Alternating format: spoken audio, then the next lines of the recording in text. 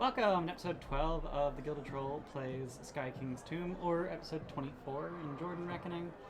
We are officially at the point where we have as many sessions live as we did pre-live.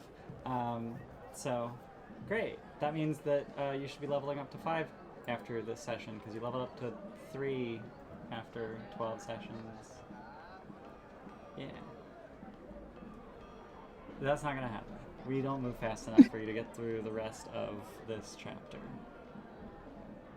That is very unlikely. Jordan, what happened last time? We went to a party, Not just any party. but first we had to do something that was kind of important, I guess. We had to kill Baroom It's true. They I did and got then better, die. resurrect Baroom. Uh-huh. which was of greater concern. Yeah, we did that. That was an ordeal. Mm-hmm. That was nerve-wracking and an anxiety-ridden process. But we got through it. It was fine. And now we have slow Baroom. Yep. And then it was time for that party that has just been nebulously in the future for so long. Yeah. The time is now. The time is now, motherfucker. Aren, have you given any additional thought as to the appearance of Baroom? And I'm now realizing that one of the things that I was supposed to do is update your token. I want to say you chose art. Yeah, you super did. So, yeah. If I didn't add it to the list. That's on me. no, you're good.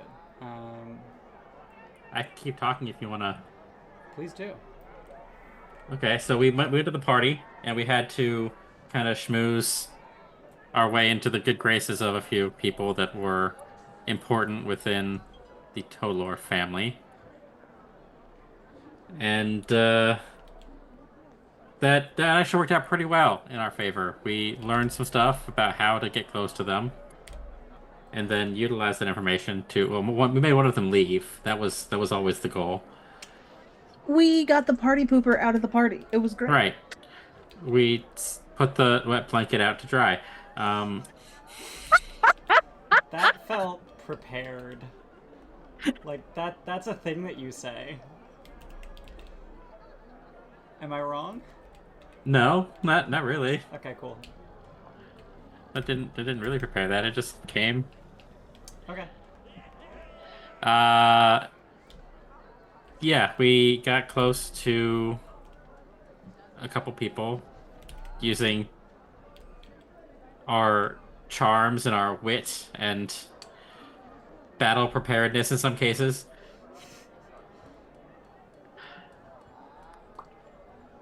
And then we got to see this display that had been put together of a bunch of historical relics that the Tolorr family keeps of the history of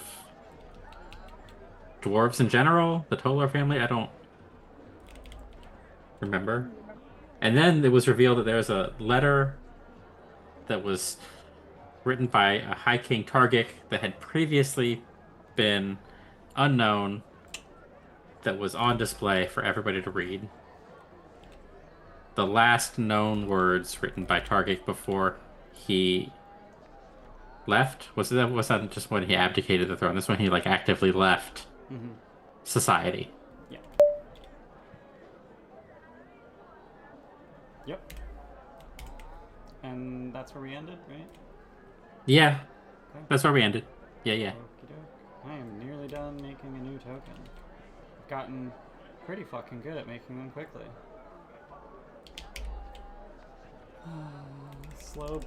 Slowbaroom.ping. I only called it that because it was called slowbaroom.webm. Or webp. I just pulled the Whatever. thing from. I'm just gonna update the character. Up. Tracking soon. Yeah, this is super interesting, and I'm sorry that I'm doing this now. Ah.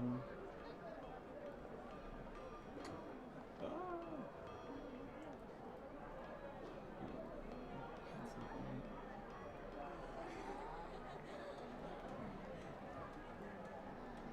type token. Slogan.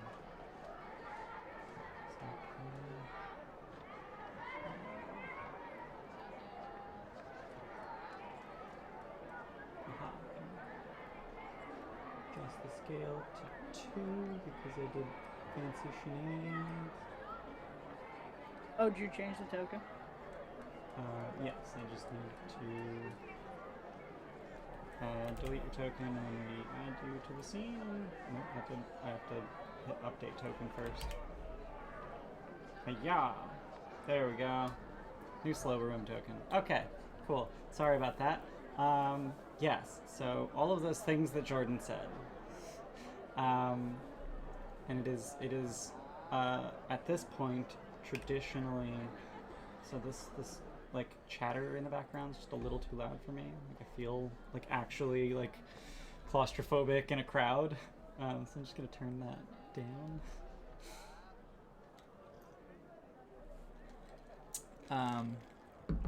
And it is now traditionally time for the exchange of gifts. And to just sort of summarize what this ceremony is like, have you ever been at a Thanksgiving table and like go around, what are you thankful for? It's yeah, I hate that. It's kind of like that, It's except worse. that not everyone needs to say anything. There's no particular order to it. Everyone is just sort of meandering about as they were before, collecting in whatever groups they were, and sometimes people try to collect more attention than they would naturally gather. And Like it's showboating? not showboating, but like trying to very vocally recognize someone for whom they're thankful. Oh, okay. These are all selfless proclamations generally. I'm trying to think of a single thing that would be like glory seeking, but they are pretty much exclusively trying to recognize someone else in the family.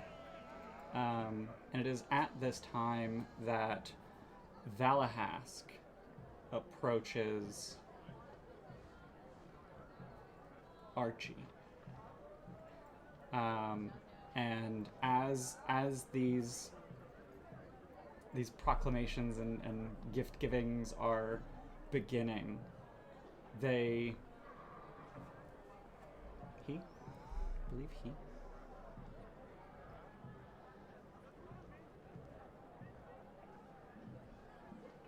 Where? Yes, he. It's like, where are pronouns? Please. He, him, his. He just sort of surreptitiously, but not in a conspiratorial way, if that makes any sense, says, you had something to show me? Yeah. And I'm guessing we're like in a group at this point, Probably, yeah. or would have. And I think, like, obviously not in the middle of everybody, but like doing let's go stand over here real quick. Mm-hmm. And, yeah. Okay. And I'm not sure who would be carrying the pommel stone or if Krohan would still have. I think somebody had just taken the whole thing out of the chest. It wasn't even just the gem, it was like the whole cage. Oh, yeah. Mm. I don't remember which of the three of us was carrying it, but we did not give it to Krohan because we're like, it's so cursed. It's going to destroy the dagger. I do want to say that Archie was carrying it. And if Okay. Archie had just pulled it out, we could have put it in the sack, if that was what you wanted to do, but No, I think it would be someone keeping it on their person. But yeah, kind of, obviously not standing in the center of the crowd going, look at this thing I got. But like, Look at this kinda- priceless legendary artifact. Yes, like the gemstone is recognizable. Like it's a pretty unique looking gem, but also it's inside this like silver, titanium, tin, alloy, wire lattice thing. So probably not incredibly recognizable. Like people will be like, what the fuck is that box? And not, oh my god, what is that gem? Yeah. In the Yeah, context and of the moment, we could get away with it to the casual observer. Yes. Okay. yeah, pull it out. It's like, so what I was talking about earlier, Mm. and then like pull it out, and it's like this has held, as far as I know, 2 souls, and we are concerned about a curse and or corruption. Mm-hmm. And Just point of order, it trapped 2 souls. Uh-huh. Like you're locked when you're in there. So he but it's probably safe now. yeah, he holds out his hands and says, "May I?" Yeah. Okay. I'm just gonna not let you out of my sight, like. That's But fair. yeah. Archie would Trepidatiously let him. hand it over. Yeah. Okay. So as he's holding it, he just holds it a little bit closer to his face, and he just like flicks his tongue across it. He is reptilian. Just want to remind everybody. Sorry, of that. I was prepared for him to get sucked into the rock the second you said. Oh, okay. Yeah. I was like, you touched it. Just gonna share the artwork, just so everyone remembers what this guy looks like. Actually, I don't know if I've ever shared this. It was Oh, in it's in the it's in your little dossier thing. NPC dossier, yeah. Yeah. Okay. The influential Tolorr guests. Okay. But yeah, his neck frills sort of rattle excitedly, and he's smelling it with his tongue because that's how they do, and he hands it back to you and starts fishing in his pockets, just like very deliberately, and he pulls out a pouch that rattles and just kneels down on the ground and dumps the pouch out, and it's full of knuckle bones. Oh, goody. And he's just staring at the bones intently. I was hoping that's what a bone speaker was. I'm so excited that it is. He's just intently. Mm-hmm.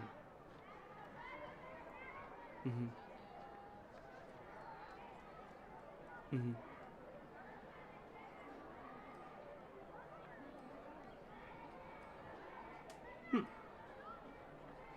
Yeah, it's cursed.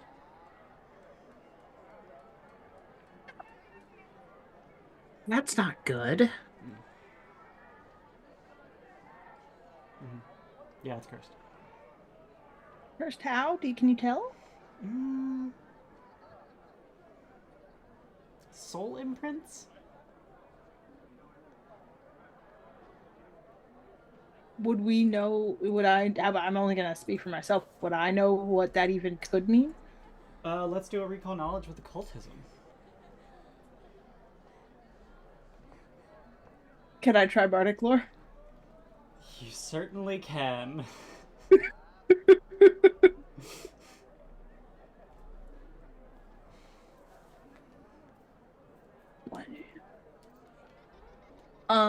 Specifically just like, what does that series of nouns mean? I'm just going for the basics. Soul imprinting. Or imprints. Oh, that's weird. I didn't hear the roll sound.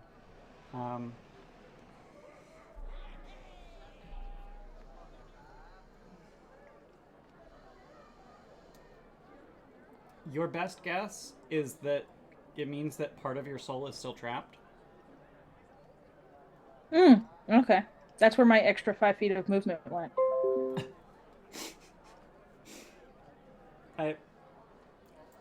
The Windows device has been unplugged sound accompanying that. Yeah. Yes, that came through. Mm-hmm. Now, I noted it did because I went green while it was happening. Mm-hmm.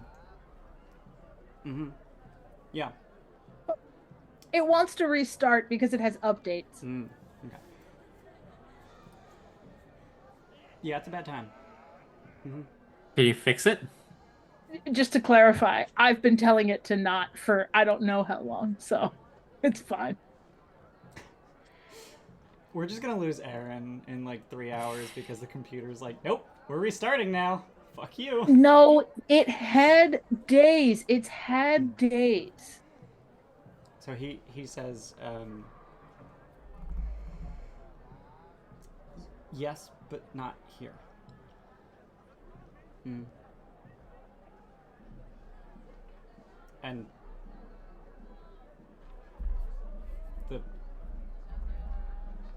the souls who imprinted it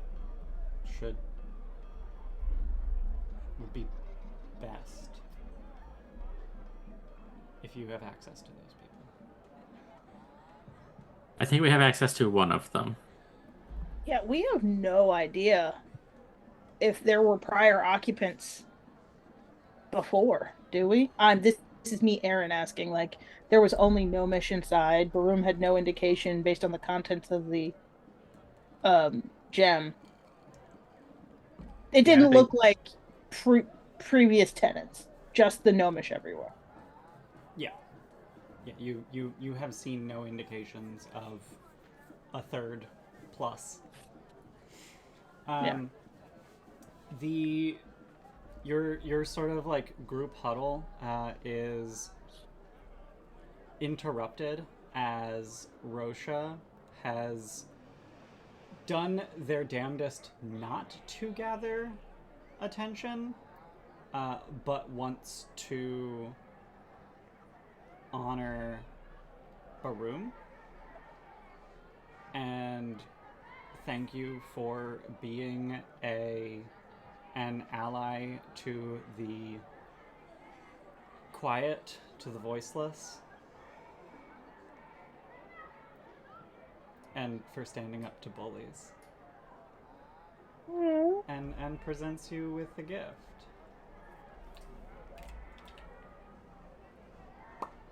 Bam! Look at that. Rosha's gift. Hopefully you have access to that. I assume ownership works. I assume you can open it and collect items out of that loot object. Oh, I can. There it is. It is a full-blown object. Okay. Cool. Yeah, like it's a loot object. It has an inventory and nothing else, and you can just loot shit. Holy shit.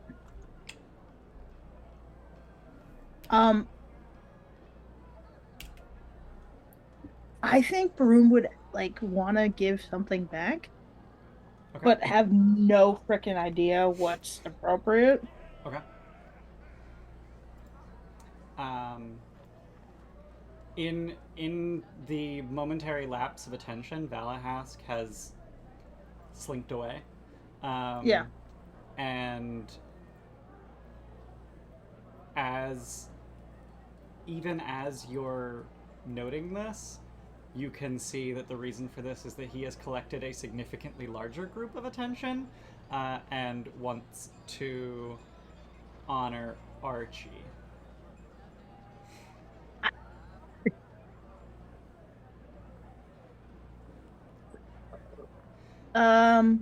Yeah. And thank him for his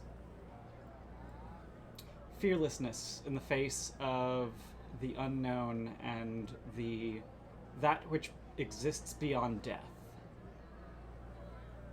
And presents you a gift. Bam. Valhast's gift.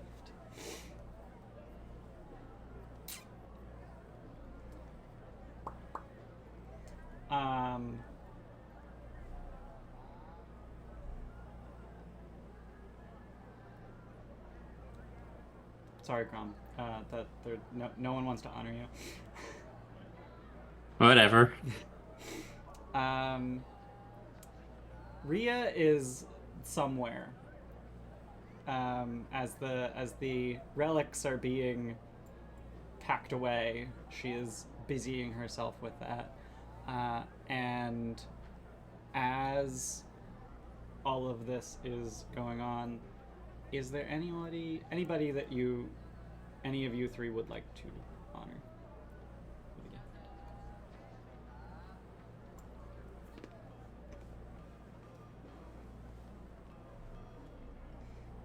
a gift? As we just saw with Baroom, maybe honoring someone with a gift is a way to get them to do so in kind. Yeah, I know. Are we attached to everything in the group party thing? I think the fact that it's in the stash means that, like, whatever. Huh. Except the necromantic spores that Archie still needs to find a fire to throw those into. Just to clarify, I didn't think necromantic spores were a great gift. I do believe that I'm currently wearing the belt buckle, so I'm just going to go ahead and take that. I was going to ask about that. Can you use the blank recording gems without the clockwork guy? No. But you do have a clockwork guy. I do have a clockwork guy. Are you attached to the clockwork guy? Nope. Okay. Do you want to give a clockwork guy and some recording gems? We took the one with the notes on it. We listened to it. We transcribed it. Mm-hmm. Do we want to give the clockwork guy and the gems to theoretically Rhea could use a transcriber, right?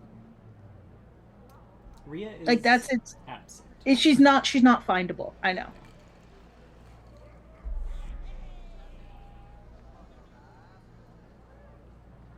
And I don't want to steal Krohan's thunder and like find Bulgra right now.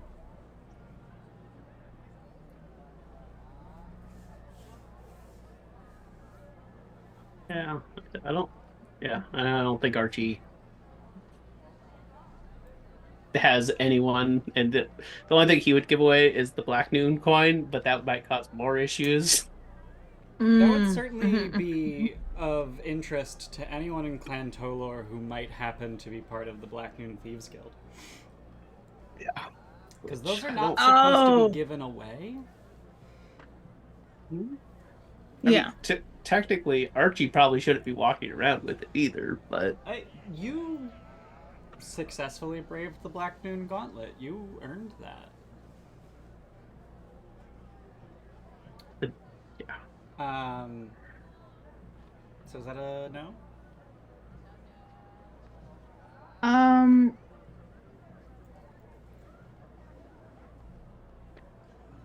don't know that I would be close enough with anybody here to approach them with a gift. Okay. Unless we feel so inclined to try and, I presume that's like there's a massive queue behind Argon Tolorr to give him gifts because like as the leader of the clan. So I mean, if we're not attached to the clockwork spy and the recording gems, and that is considered of noteworthy, like no one that's a fairly uncommon gift. I would not be opposed to giving that to the head of Clan Tolorr as like a thanks for their hospitality to the whole, like from the three of us. Okay. Yeah. So then, join. Like I said, he's the head of Clan Tolorr. I assume there's a line. Just join the line. Okay. All right. Well, you have cleverly used precise language to force me to not pick one of you, and therefore all three of you gain a hero point.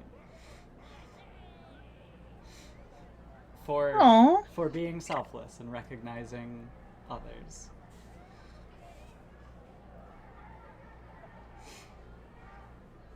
As usual.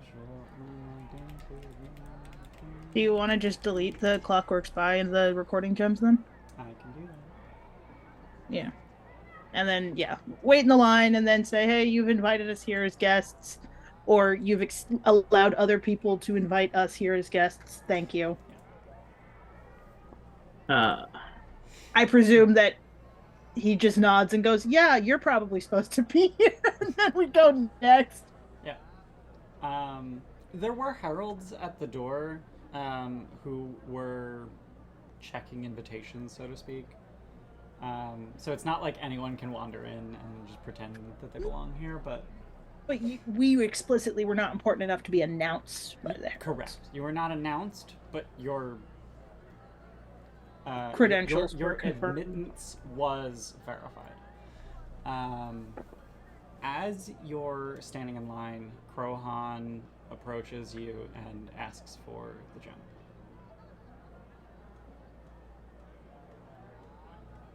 we gotta talk to Valahask.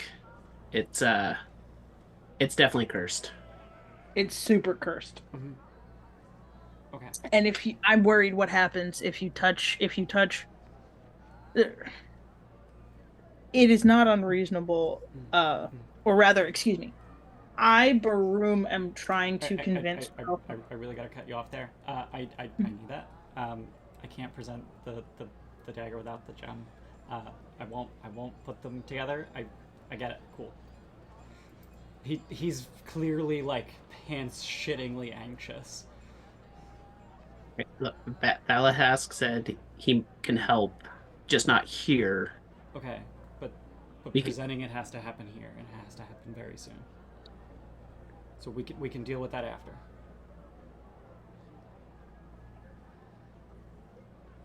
Archie looks over to Rom and Baroom.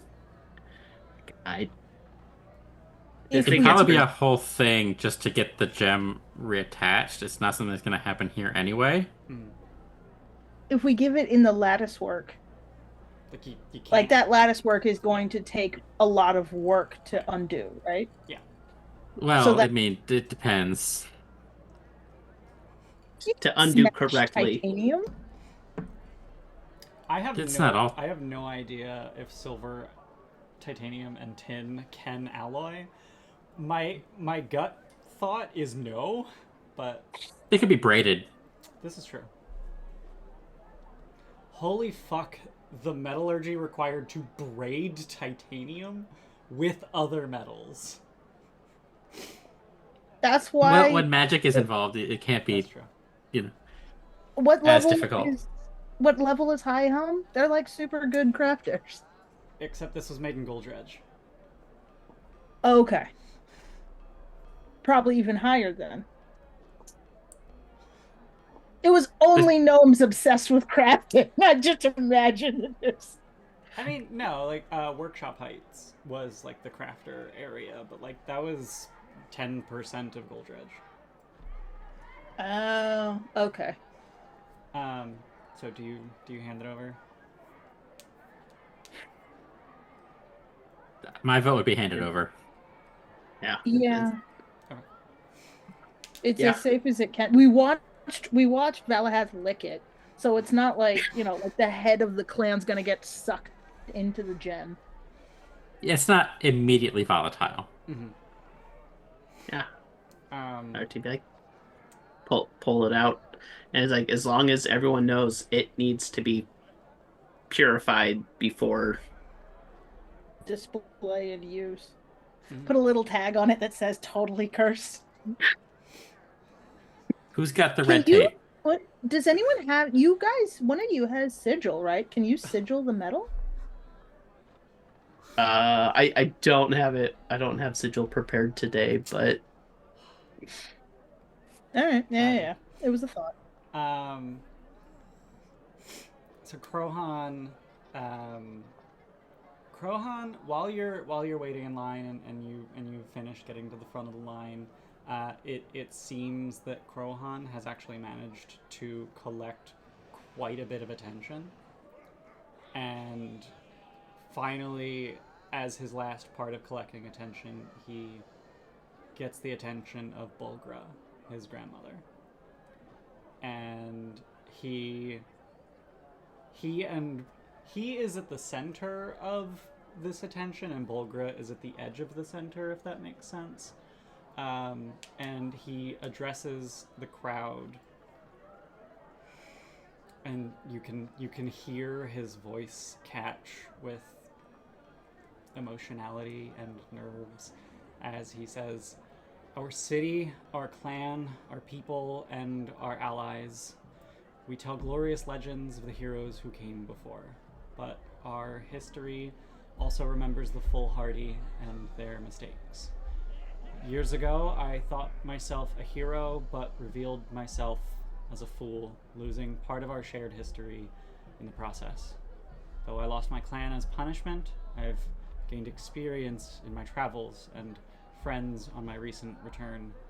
Friends who were instrumental in helping me recover this lost relic." And he gestures in your direction as he does. "With humility," he says as he drops to one knee and pulls out the dagger and the... Oh no. Jordan, you ruined the order. How? My internet went out briefly, and I don't know how. Have to rearrange people. That's over here. Ruining my speech. And by my speech, I mean Krohan's speech. It's okay, I ruined it for myself, too. Grom just teleports to the other side of the crowd. With humility, he says as he drops to one knee and pulls out the dagger and gem, "I return it now in recognition of past crimes and the Tolorr values that have shaped Krohan Veldalo since." During his speech, Bolgra just sort of stares at him like, "Where is this going? Who are you?" Like vague pleasure at being honored, but also like, who is this? And as he continues speaking, her face goes from confusion to questioning to disbelief. And when he says his name, she stifles a cry.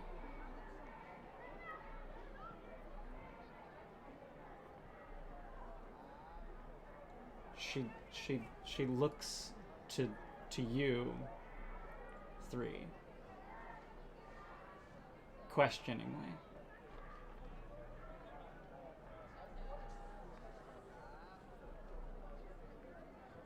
Do you have anything? I'll nod. Just like a single confirmation.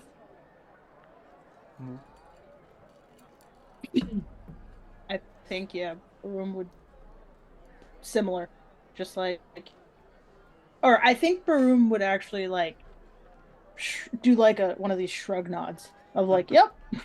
So I think my tone of voice suggested that I was asking if you have anything to add, but she asks verbally, "Do you have anything to add?" Okay. Don't know if that changes your response at all. Krohan's speech, I think people, yeah,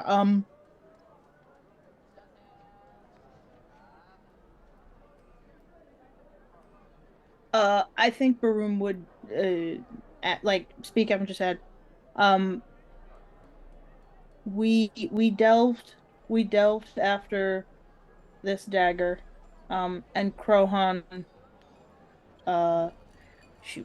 committed himself admirably in that quest. Aren, am messing up.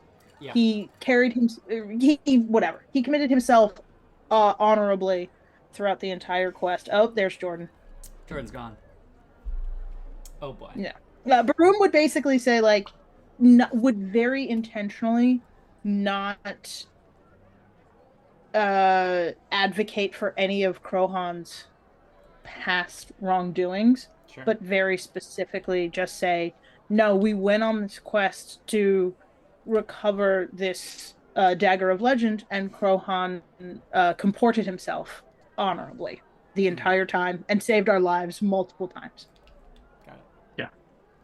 Like same thing, like Archie would nod, and with that also say that Krohan Krohan saved my life in particular. If not for his actions, I would have died. Okay. At Baroom's contribution, there is a very quiet hear from the crowd from Rosha. And at Archie's contributions, Valahask rattles his neck frills approvingly. It's not in the art, but I have to assume that he has, like, fetishes tied to his frills to get the rattle. Because, like, I can't, like, it literally says rattles his neck frills. Rattles his gotta neck be some frill fetishes. approvingly. And it's just like, how do you how does rattle? I mean, I Dry truthfully skin go plate. back to Travel? Jurassic Park with the what's it the Dilophosaurus when it does the thing and it makes Yeah. Is it Dilophosaurus? that's what I'm envisioning. I mean, yes, like that is absolutely like the type of reptilian that he is. I can't remember. Iruxi, I believe, is the. Yeah, Iruxi is the new name for lizard folks. Sounds like Jordan. Internet's fucked again. Apparently, yeah. Oh god, that's great. Love it. I love that. I love that for us. Oh, Oh, what's going on here? Jordan is back. we're all fucked up again. We're all fucked up I again. fixed it. I just had to hit undo like 6 times. Yeah, apparently there's notice of an outage in my area. I just checked the Spectrum page, but great. Okay. I guess it's going to be in and out. Fantastic. Cool. Love this. It's great. It's great. It's great.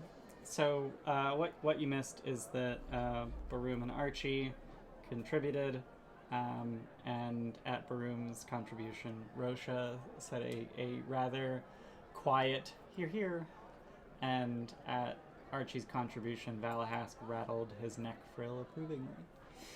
And then we started discussing what kind of a Rooksy Valahask is. He's definitely a Dilophosaurus type. He probably has rattleable bone fetishes attached to the end of his frill so that he can make noise out of it. And I'm just gonna volunteer that it's probably because he accidentally sneaks up on people, and it's like putting a bell on a cat.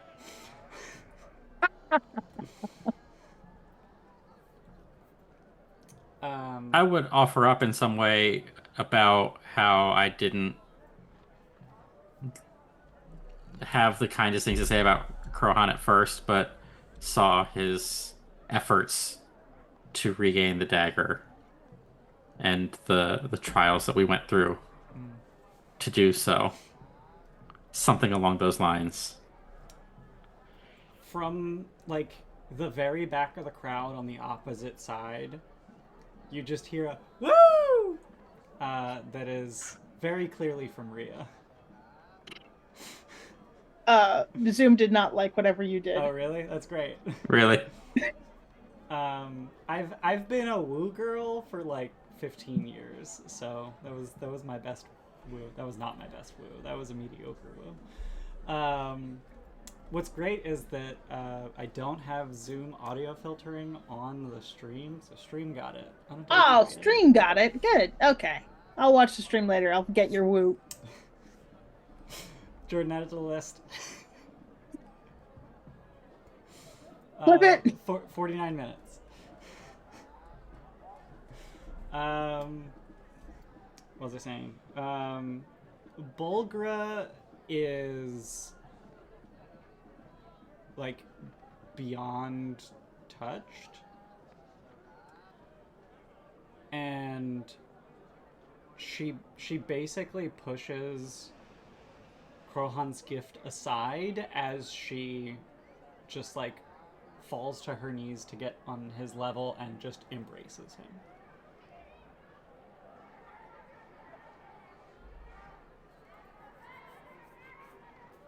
Aww. She, after an appropriate amount of time, she stands up and hauls Crowhan to his feet as best she can. She's an elderly woman. It's more of an invitation to get his own ass up to his feet.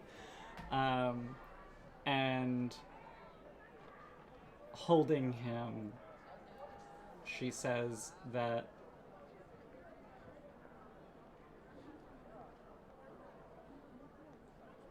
I accept this gift in the name of Clan Tolorr and in the name of High Helm. And she sort of chokes up and hesitates. And she looks at Crowhan and she says, I forgive you. And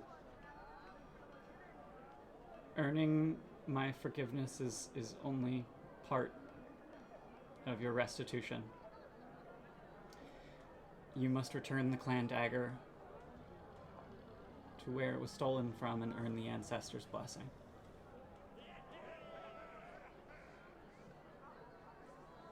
And at this, the crowd sort of murmurs in assent, agreement, happiness. It's kind of a confused but happy mood.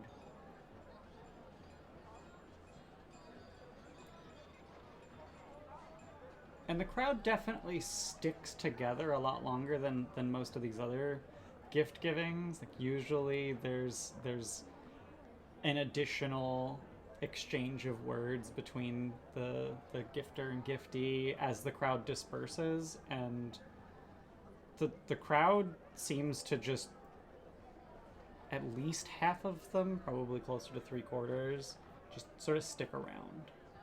And they start milling about, but their attention is clearly focused on this. What are you doing as the speech portion ends?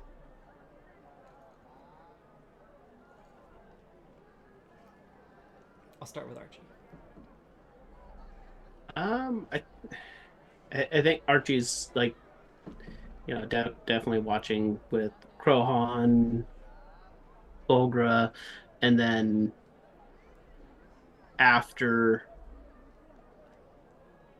is kind of going internal with like return it like of okay, well, I guess like we gotta figure out what to do with this dagger, because before it can return we gotta purify it, and his brain's basically going into what needs to get done to fix the gem. Because he also wants it back to where it should be for... Yep. Okay. Grom, what are you doing?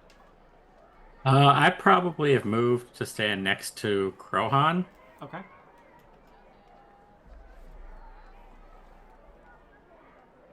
Yeah.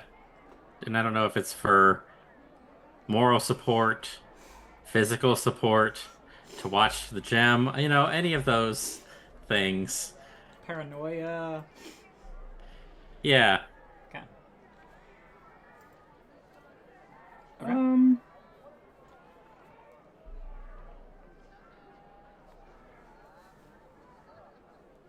I think I would have sort of gone in the sort of Valahask direction.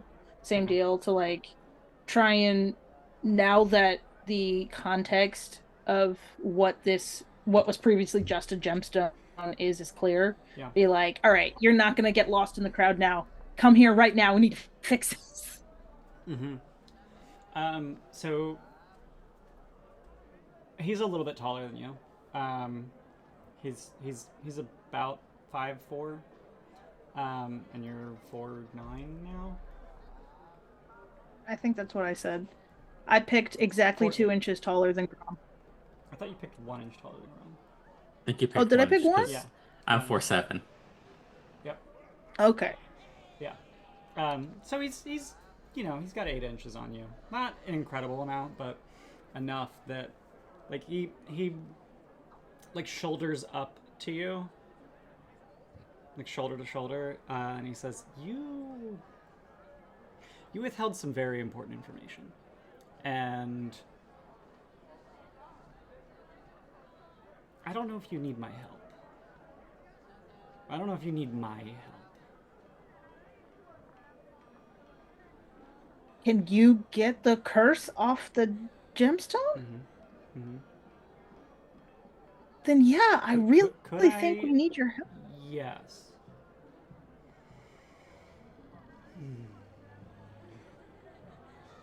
I have notes to exchange, but I believe there is a ritual that will serve all of your goals.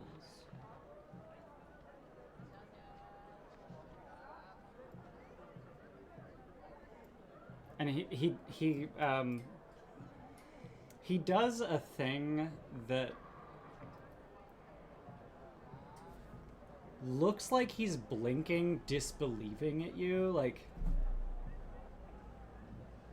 but he's doing it with his nictitating membranes. And that was an excuse Yes. for me to use the word nictitating. Yes, yes, yes.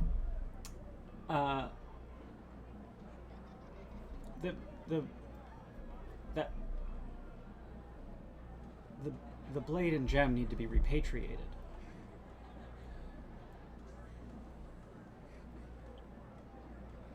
Right. You will need the right of repatriation. Okay. They've been repatriated. No. Like we're in. No. No. Where do they belong?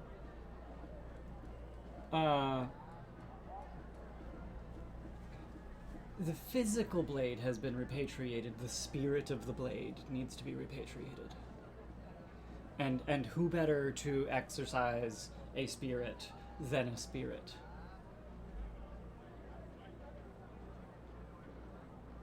Exorcise or Exorcise. okay. You don't. What you, spirit? You don't need me. What ghost do we need?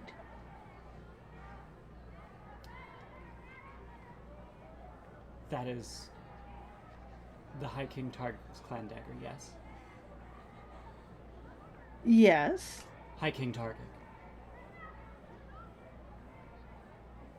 We need him back to uncurse his knife. The spirit of High King Taargick. We need, sorry, to clarify. Yes, that is, we need his spirit back to cleanse his dagger. Yes. I believe the dwarves have a tradition.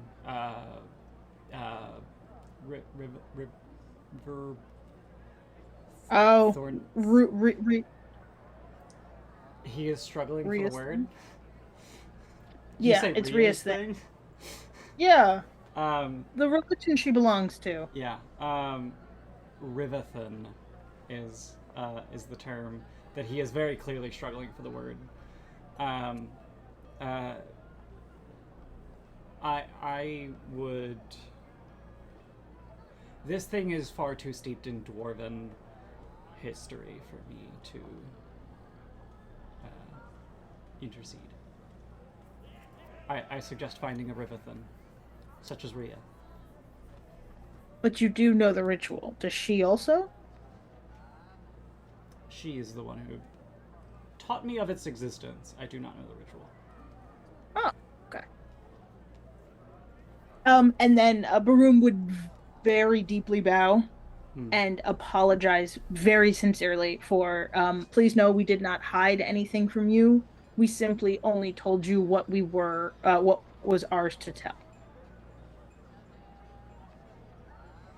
He has a disbelieving, almost like upset look on his face, but he rattles his neck frill approvingly nonetheless.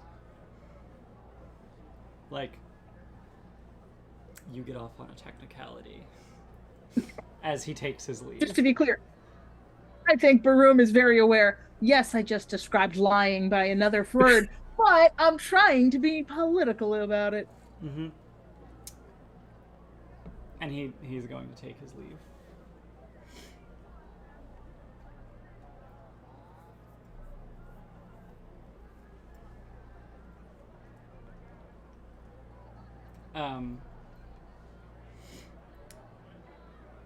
Bulgra and Krohan are catching up, and they keep getting interrupted by well-wishers. Half a dozen people come to very quietly, like, do not attract any attention. The three of you standing there is plenty, honoring Krohan with a gift of this act of service that he's done for Clan Tolorr and for High Home and for Dwarfkind.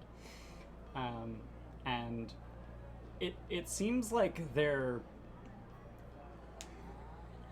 fishing in their pockets for change, so to speak. Like they had like gifts set aside for, I don't know, like whoever I want to. They're not particularly well meshed with Krohan. But Krohan accepts them graciously all the same, and then tries to turn his attention back to Bulgra pretty immediately. Any interaction with these proceedings, Grom, or even Archie? Because this would have all been going on while Baroom has a conversation with Valhask. No, I do my best to kind of stay out of the way. Okay. Just keeping an eye. Krohan keeps handing you things. Into the sack. Into the sack. What's the cost of one of these sacks, by the way? Because I am out of money. Or sorry, out of volume that I can hold. A spacious pouch, type 1, costs 75 gold. Alrighty. It's a good investment, but it took a bunch of our money initially. Well, if you didn't spend so much on... Yes, we get it. You taught us a powerful lesson about how Magic the Gathering is a sink and Wizards of the Coast sucks. We get it. We play Pathfinder. Archie has almost every occult cantrip now. I mean... No regrets. No. Not even one vowel. Okay. Or you can pay 4 times the price to get twice the capacity. Which seems fair. I think that seems reasonable. Yeah. What's it cost? What do hirelings cost? And how much are coconuts? I don't know, and I'm not opening that fucking can of worms. I would like worst parts of early D&D. Easily. Like, Thaco's probably the worst, but hirelings, right up there. Oh, just hireling Steve? Hirelings, hey Alexa, and carry all my shit. Crimes against humanity committed towards hirelings? Like, no, there won't be any danger at all. You'll be fine. Swaths of dead hirelings. Aren't you glad that I didn't take the level 3 general feat that made hiring hirelings cheaper? I had the option, and I went, well, we're not going to need a hireling, and now I'm sitting here at 5 bulk, 9 light, just below my capacity. It's heavy. Anyway, The Alchemist Lab. I'm struggling on how to end the scene. I think the scene just kind of ends. Yeah.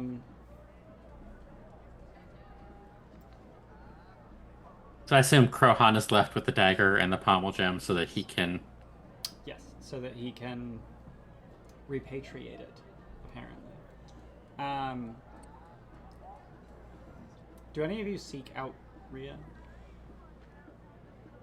I'm busy learning that I need to seek out Rhea, but I just We're moving to the end of that conversation. So yeah.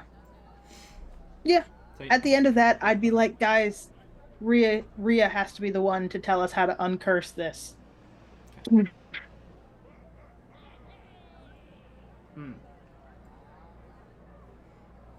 Well, she's probably over by the exhibit, watching. As you point in the direction of the exhibit, you find that it has been neatly packed away and is nowhere to be found. And instead, there is Rhea in that direction, mingling, enjoying the crowd. You see, there she is. You can see the blue spikes. And that's about it. Gotta go fast. I'm waiting. Okay. This is just me telling on myself. At one point, I think I was like 28 years old, so way too old to be doing this.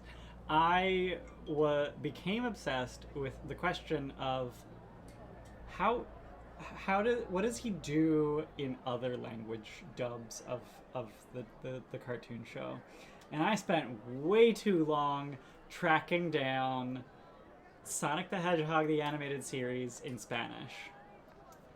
And I am happy to announce that he says, "Estoy esperando." The clues were there the whole time. Uh-huh.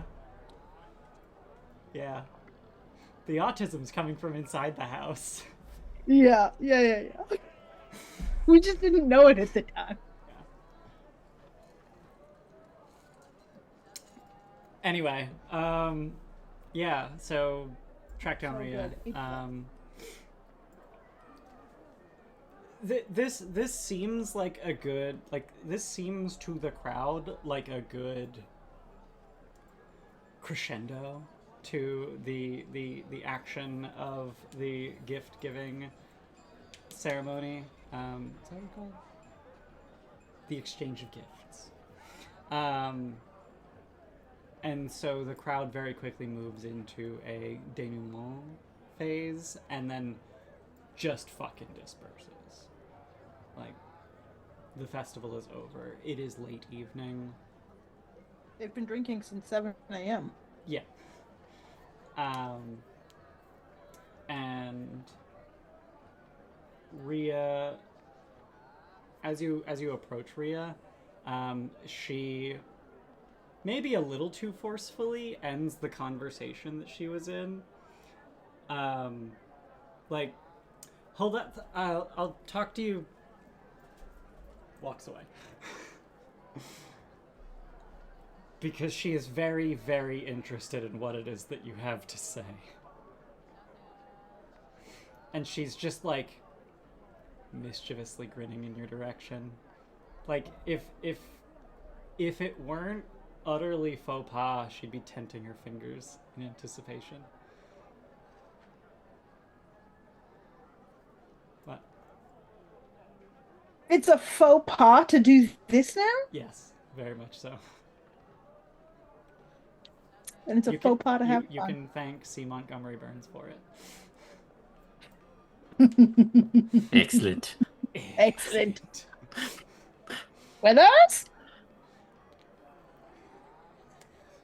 What is it that you have to say to her? Baroom would just launch straight into Valahask says that only you know how to repatriate the dagger properly because, well, the gemstone's cursed, the pommel gem is cursed, and he believes that she like waves and shakes her head very dismissively at the gem is cursed. well, he says well, it's cursed and like I was trapped. He says that only the original soul of its owner can cleanse it. Mm-hmm. Yeah. The original soul of the stone or whatever. Yeah. Okay. Cool. How do we do that? I think Crowhunt's trying to repatriate it now. Grom and Archie, what are you doing? I probably would have moved over for this conversation with Rhea. Okay. Yeah. They're with Rhea, like, so we gotta go somewhere? We gotta find somebody? We have to get the right ghost to clean out the ghost rock.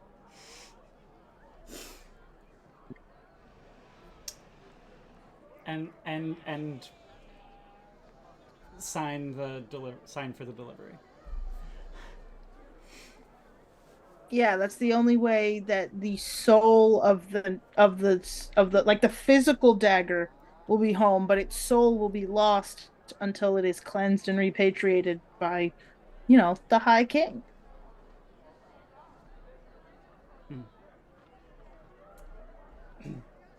So Crowhan would have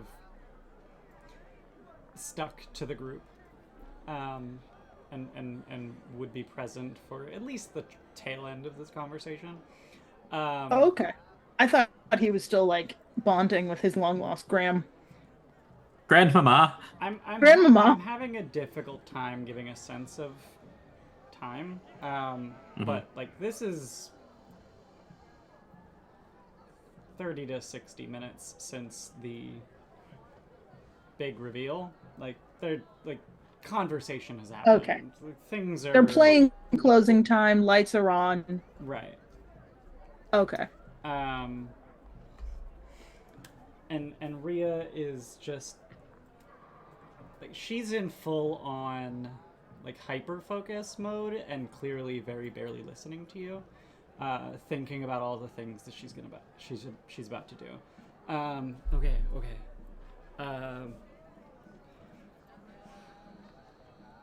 I have strings to pull.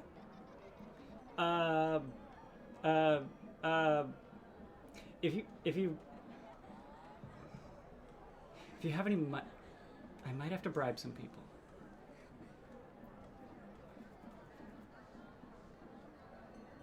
Yeah.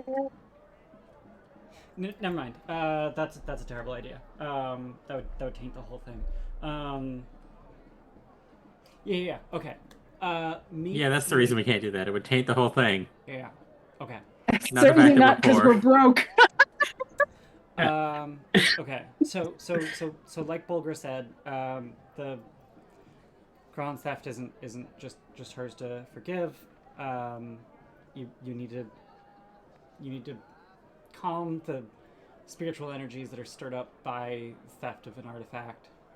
That's a big deal, especially Dwarven culture. Fun fact.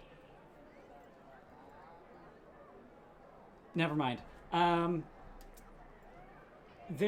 So yes, rite of repatriation. I don't understand how every single person in High Elm doesn't know about this. It's the kind of thing that like should be very common. But yes, you can call in the spirits that are relevant to the repatriated object or person. But yes, that all well and good. Yes, that is doable. Yes, easy, right? No. There has to be an apology, and that requires a really serious understanding, like understanding the harm and understanding the harmed, and actually seeking to make things right. Okay. How much do you know about High King Taargick? Never mind. You're gonna have to learn a lot. Like a lot? Like a lot. Okay. Yeah.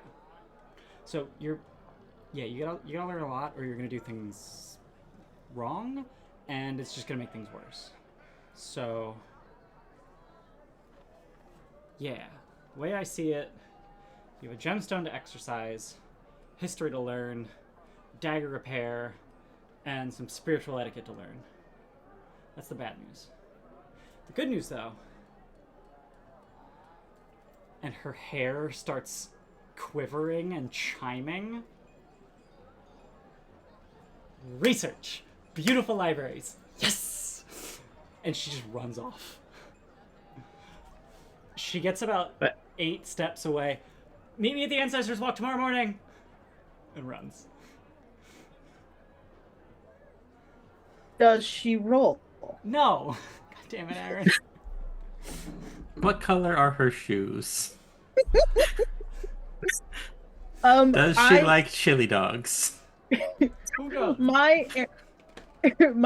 She could be a vegetarian.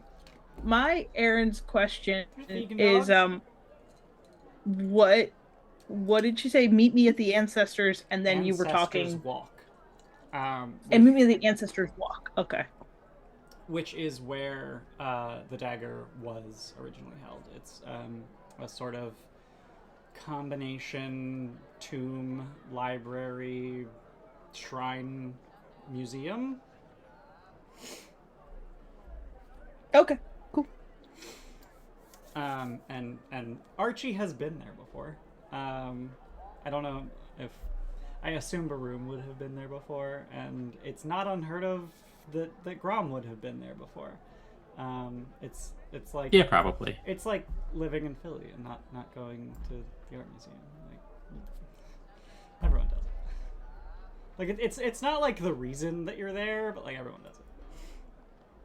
You gotta go to the Rocky Steps. Because that's the only reason. Okay, also the stuff inside of the art it's just museum. The steps. And also to the kids these days, they're now the Shazam steps. What?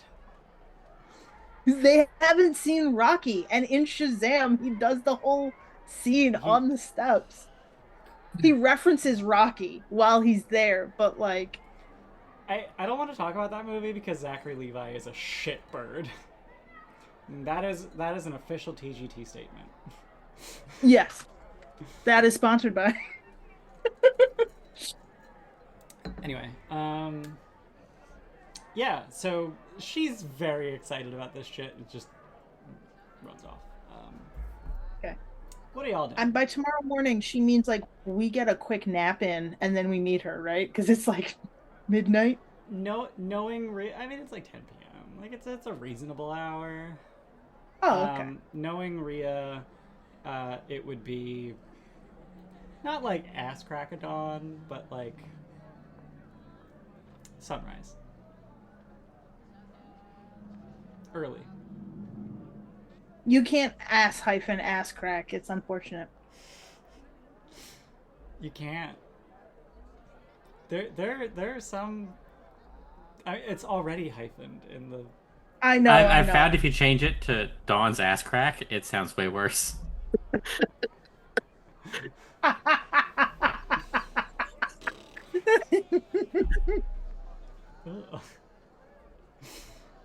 Yep. So, I'm just glad I Baroom don't would know like anyone named Dawn. the head of my payroll department's name is Dawn, Great. and she would appreciate this joke. Great. So yeah, what are y'all doing? I'd slap Crohan on the back and say, "Sounds like you've just started. This isn't over, bud. Let's go take a nap." He Crohan the crit rides again. He takes a breath to just sort of like take in all of Rhea's excitement and just becomes solemn.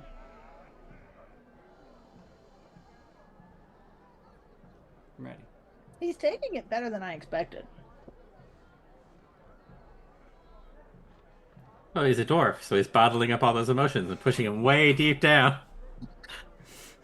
And you're dwarves. You're very good at digging deeper and deeper holes to push things into. Okay. Wait, no! We're dwarves! We're dwarves and good at bottling things up. You'll learn. Oh, that's a new skill. Okay, emotions, get ready.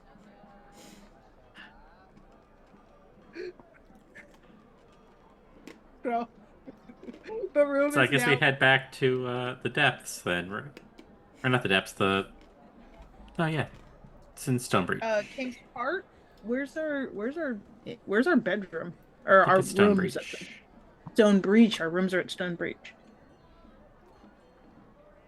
Is it Stonebridge?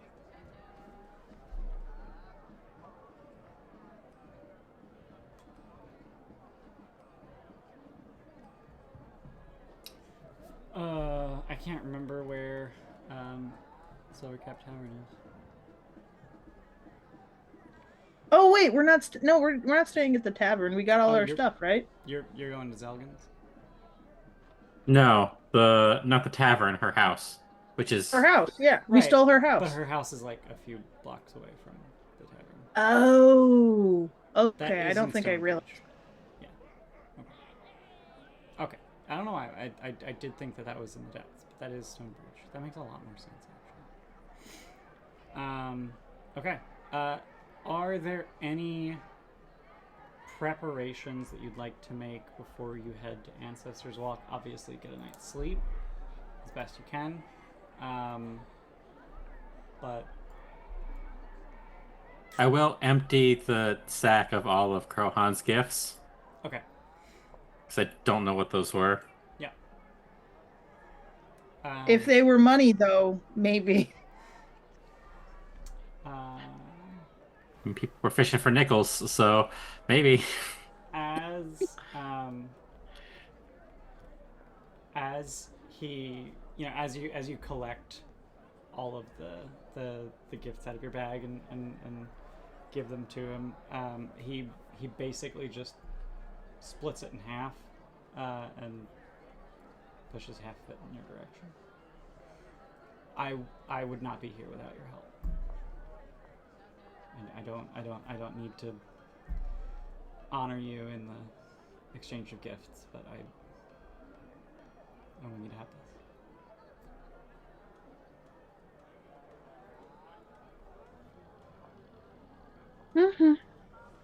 this. What's the etiquette here? Taking split things it that in were half given to and other give it- people in the exchange of or the gift exchange thing. You're caught in a crossroads of etiquette because he's sort of regifting, and your knowledge of that makes it sort of a faux pas. But rejecting a gift is also a faux pas. And I wouldn't have done this until we were back at the house. Yeah. So it's not something that's. I'll take the money. Okay. We need the money. Yeah. Yeah. So I have dropped a gift, a lootable. Have you dropped half a lootable? I have dropped the lootable that Krohan is willing to share. Yes. We can go indivisible.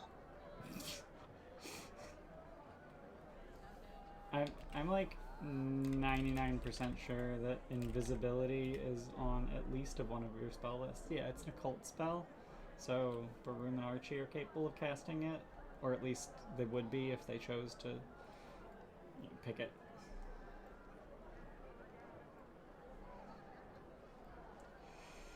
So, any preparations before you go to the Ancestors' Walk? I just want to look at my spells. That's not super important. Yeah. Yeah,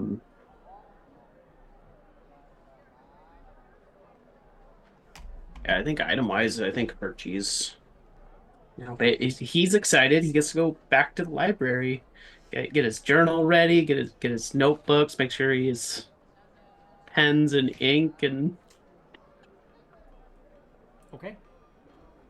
I don't need peaceful rest anymore. Nope. Baroom's not I dead. no longer have a dead. corpse to keep fresh. You do still have a corpse. You just don't have to keep it fresh. Right. I never put my phone on Do Not Disturb. We have to put the corpse. Now that we're not keeping the corpse fresh, we should. I think Baroom will ask that at some reasonable point we quietly throw them in the worm pit or something suitably like returning the mushroom from whence it came. I thought even though it wasn't necessary, we used your corpse in the ritual for Oh, did reincarnation. I dissipate and So we needed incorporate? like at least a small portion of it, but I think we had the corpse on hand. Mm-hmm. If I dissipated and reincorporated, I'm cool with that. We still have a dead doll. It's true. We do still have a dead robot thing. It's got a carapacey thing, so The I the don't know. reincarnate ritual doesn't specify what happens to the body. It just says only a small portion of the creature's remains are required, but like, are they destroyed? Are they? Okay. I don't. Whatever you feel is appropriate, but yeah. I feel like it does not consume the corpse. You need the corpse, but it doesn't consume it, which means you still have a corpse to do. Okay. Okay, so we will need to find something to do with the corpse, I assume, in the next day or so. Yep. Because you're not casting Peaceful Rest anymore. Yeah. No. Yeah, now waste that it, it's so. we have a new corpse that I would have to cast that on, should that be required, and I would have a day with which to re-prepare. Okay. Okay, I need to put the things from Carl Hans gift so I can delete that.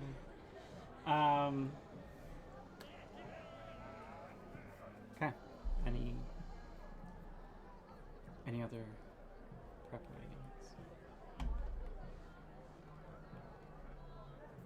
I'm good. Wake up, head to Rio. Okay.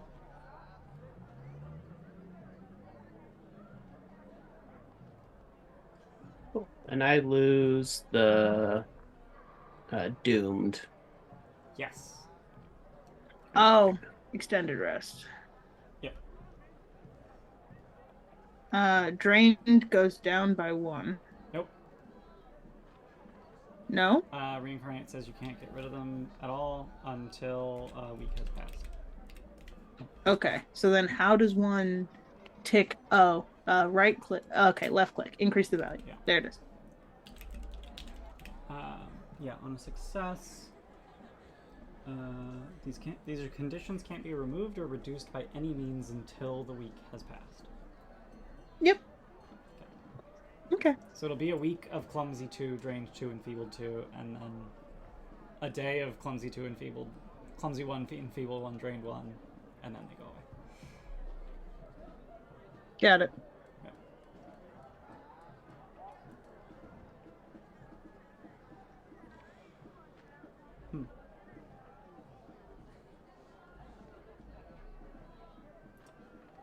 Drained is the only one that actually says it comes back. Like it goes away 1 level at a time. The other 2 just disappear when the duration of the effect ends.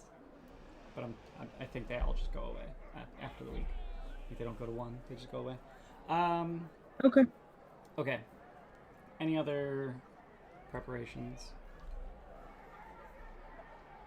And do you have a solid sense of what it is that you're preparing for?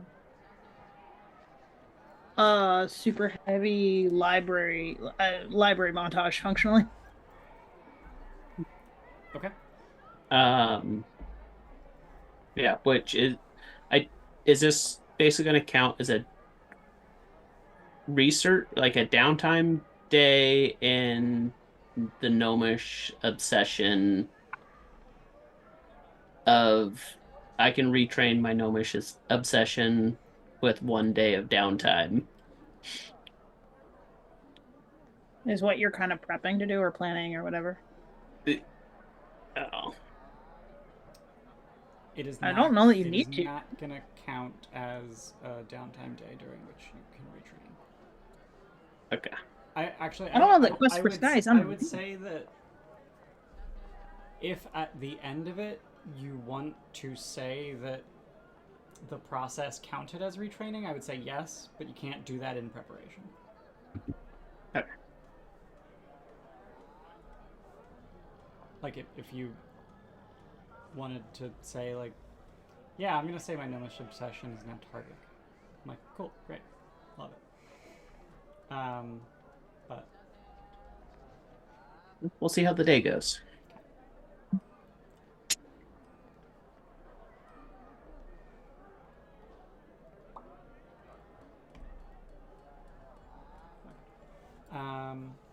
okay.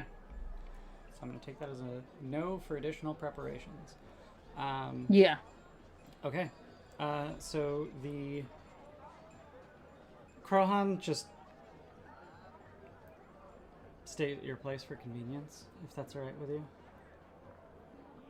So there's Yeah, no... you have to find a spot on the floor or something. I got the couch. Baroom's got the bed. Archie, I don't think has slept since we've been here. Yeah, he just goes into the kitchen and it's fine. We need to cook. Is there a particularly big sink in there? Is that what you're saying? I mean that or a chair. There's a chair kind of pointed at the desk. As long as it's not Right. pointed at the bed.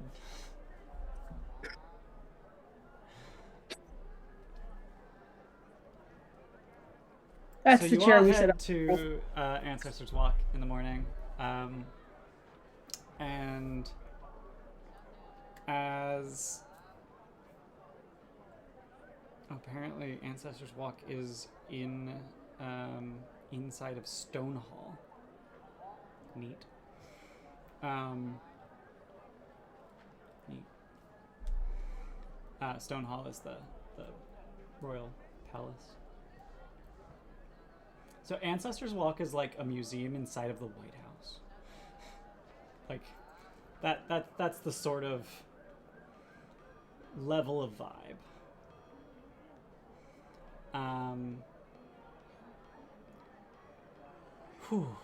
So as you get to Ancestors Walk, Rhea meets you outside of the restricted areas that would have taken clearance or go ahead. Prior notice? I don't know what phrase I'm looking for, but prior notice, that works. Prior authorization? Sure. I don't know. Before you get to those sections, Rhea meets you outside and escorts you in, and very shortly brings you to a dwarven woman that Baroom you've probably met at least in passing before, named Ulfrey, who introduces herself as an archivist at Ancestors Walk, and Rhea says, okay, so I got the 5 of us 12 hours of access to Ancestors Walk, which is something I've wanted to do for a really long time, but don't get to do very often. So I'll be here doing my own thing. Ulfrey will help you. Thanks for giving me an excuse to be here, and wanders off to do her own thing. Ulfrey is much more reserved than Rhea, which is to say that she's outgoing.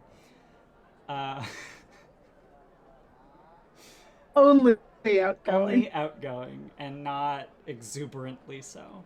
And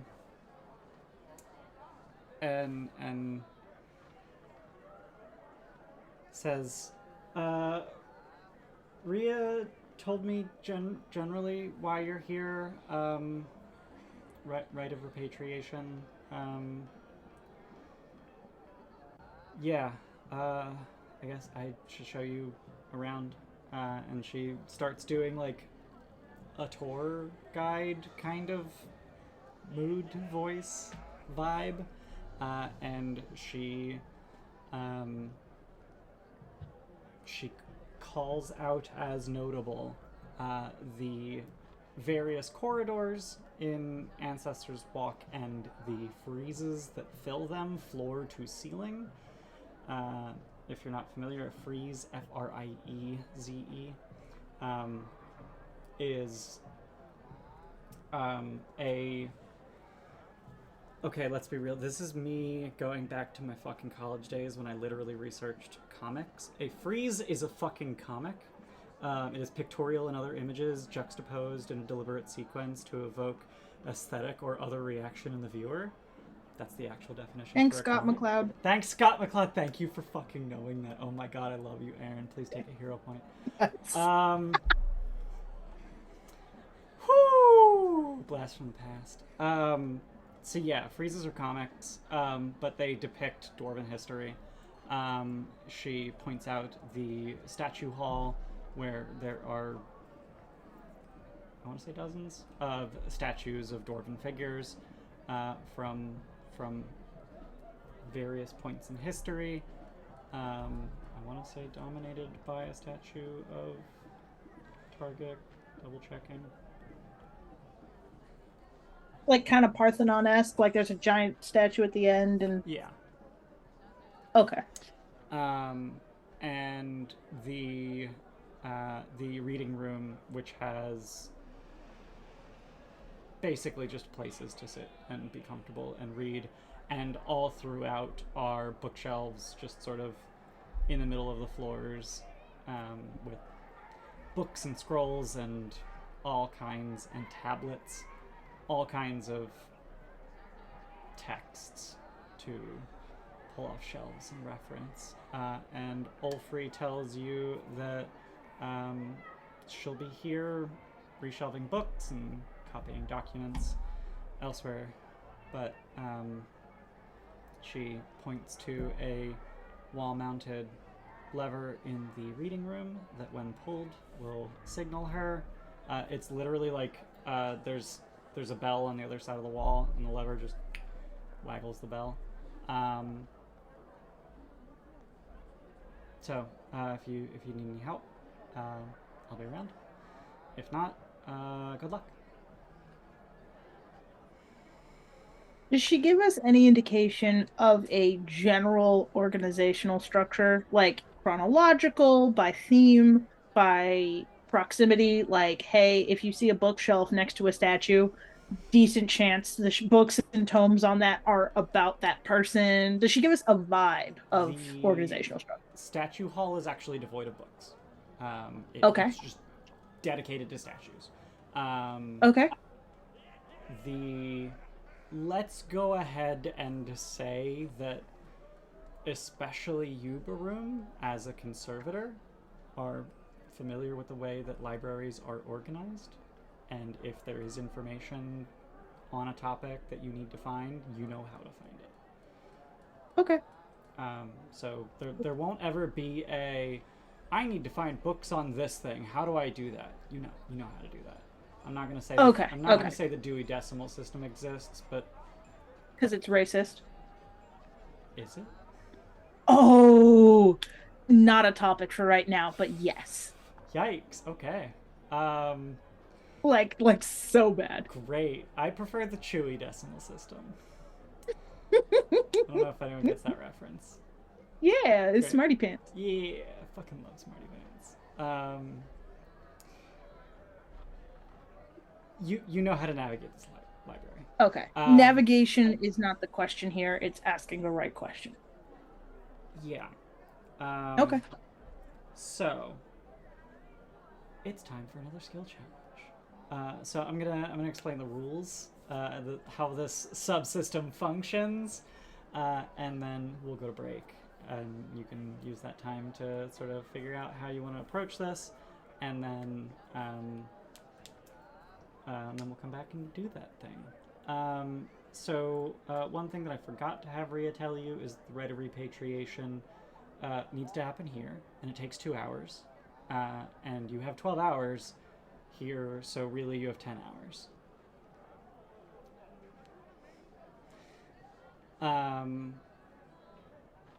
Very difficult to get time in here, so good luck.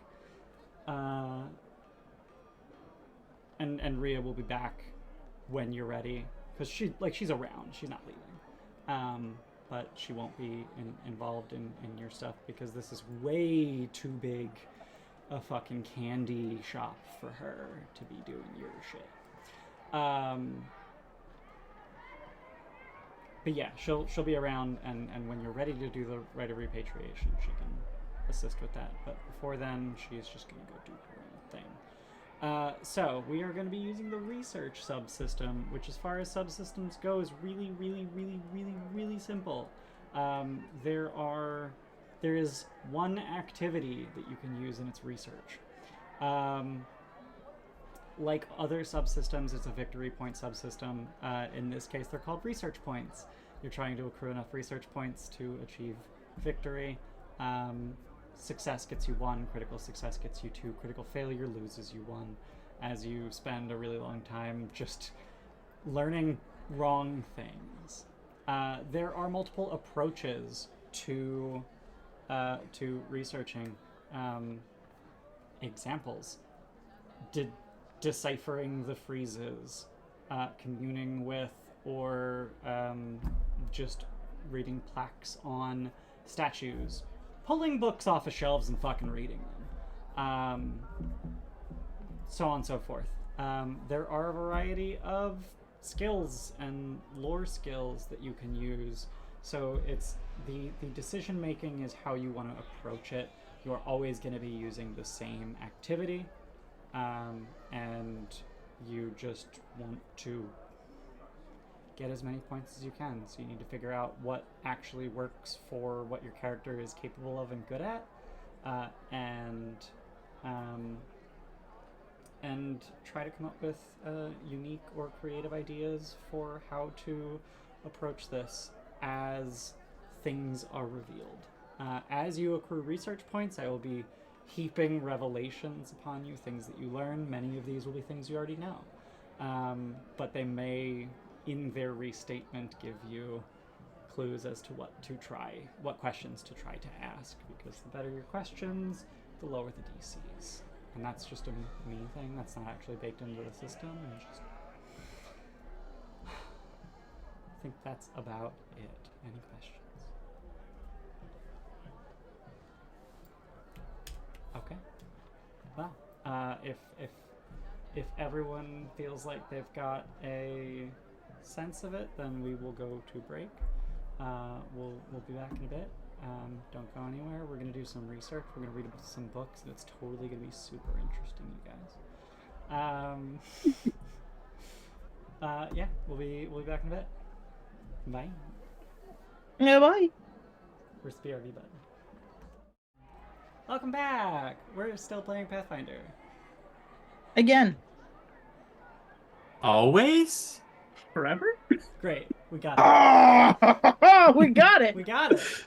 I fucked up because I said we're still playing Pathfinder instead of we're playing Pathfinder. Still. Forever, Again. always, again. Yeah. It doesn't matter what order they're in, but it should be just 4 adjectives separately from the statement. Anyway. Ancestors Walk. Research. Hopefully you've given some thought to how you want to approach this. Hopefully you've given some thought to the questions that you're hoping to answer.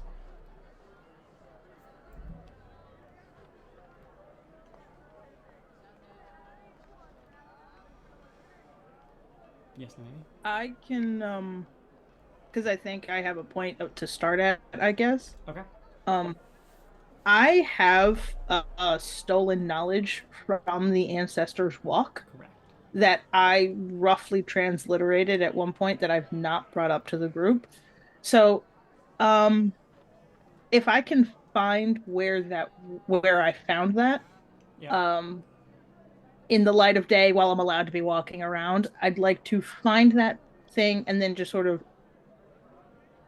start us like I'm assuming that I kind of like took a rubbing of it and ran away and didn't have time to sort of delve into the specific area, region, and context of the rubbing.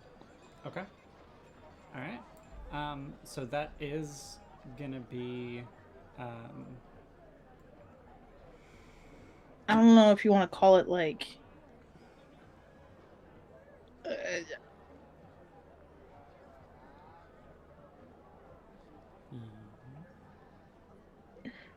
I don't know the correct skill for it, I think, is like I'm trying to just assess the situation. Okay. Um, you do not have Dwarven Pantheon there. Nope. Archie does. Let me look at that Robin again. Okay.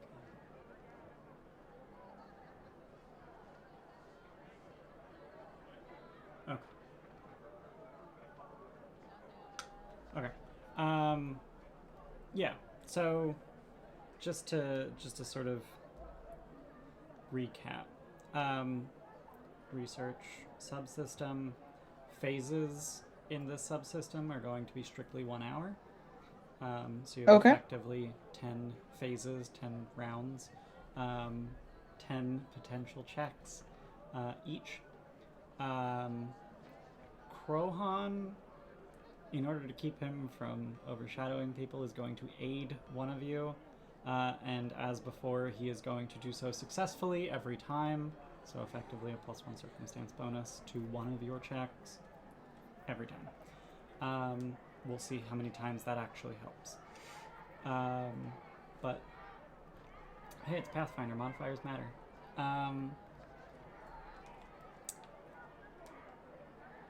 Yeah, so the way we'll do this is we'll get... everyone will say what they're looking into, and we'll agree on what skill, and then what they're looking into, which section of the library they're researching in, or which section of the Walk. the walk. Yeah, the archive. That's the general term. It's not just a library; it's an archive. Which section of the archive that you're in, and then what skill. I'm just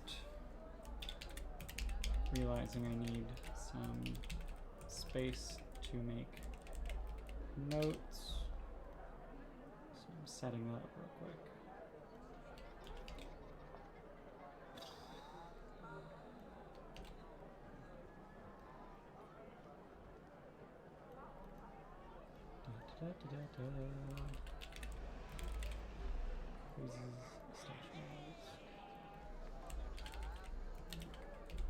Okay.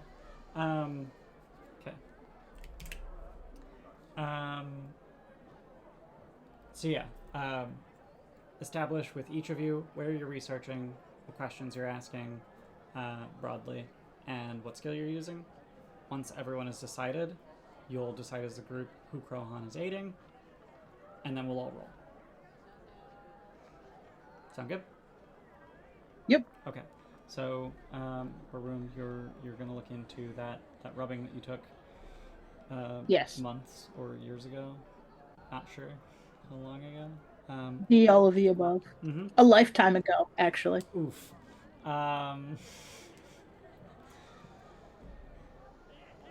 Feel free to think about what skill you would like to use, and that would be in the records room. Also, I'm learning that apparently, generally, you are required to rely on archivists to collect things off of shelves and actually obtain the records for you. But you're a licensed conservator with Clan Tolorr, so you're actually permitted to do that yourself.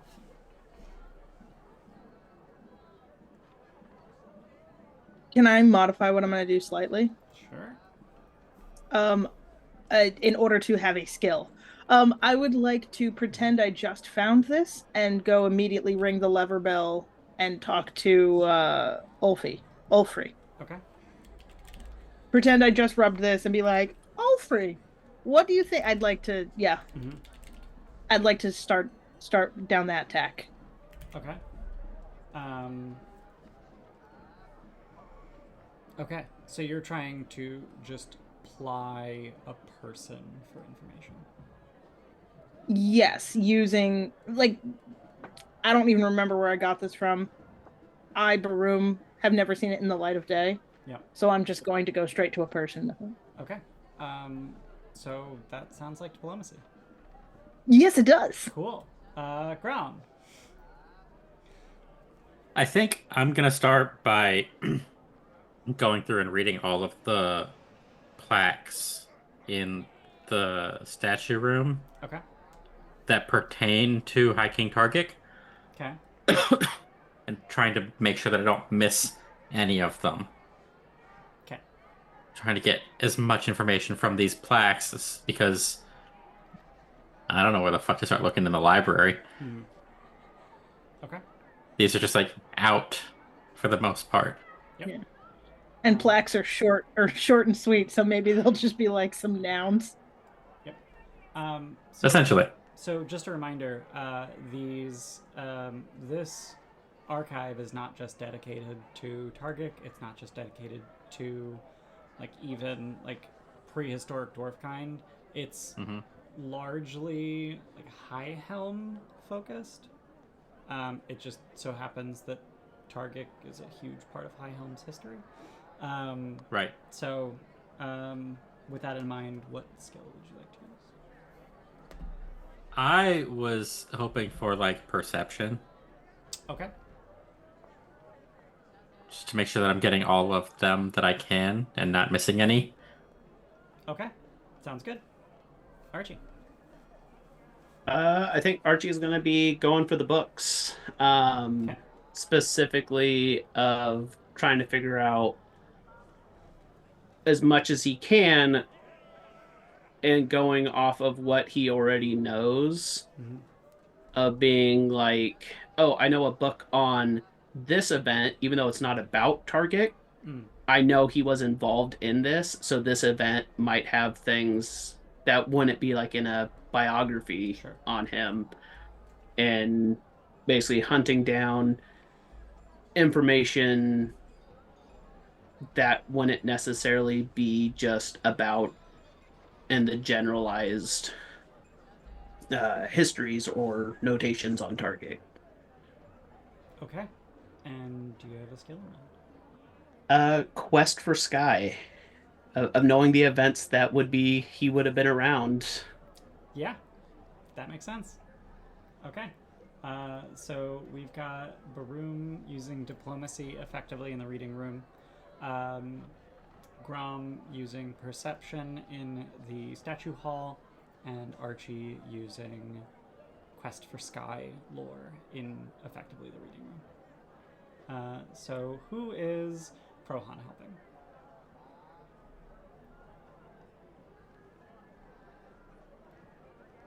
Perception's like my highest modifier, so I would say I think everyone's going with their highest modifier, I'm not gonna lie. Yep. Yeah. okay. 13? 12. 12. Yeah. How does... Oh, you have the diplomat's badge. I Yeah. was like, how is yours one higher than everyone else's? Like, these are all main stats. So if Prohan helps... if Prohan helps Baroom, that is definitely increasing the crit chance of getting 2. Sure. Yeah, crit fishing with an expert on this archive might not hurt. Yeah. Okay, so... That's fine with me. All right, so Baroom, you get a +1 circumstance bonus from Prohan's assistance. Cool. And diplomacy would be public, correct? So it's not so much the skill that you're using as the activity you're using, which is research. You can feel free to pull that up with the search anything control space. It's the research activity. It does not have the secret trait. It is public. You know whether or not you know how much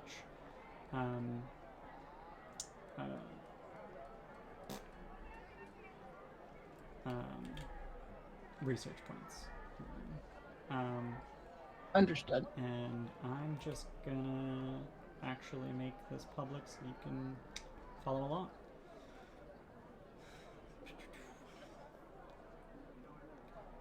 You can keep track of how much you've gotten in each of the areas and how many rounds you've spent to do it.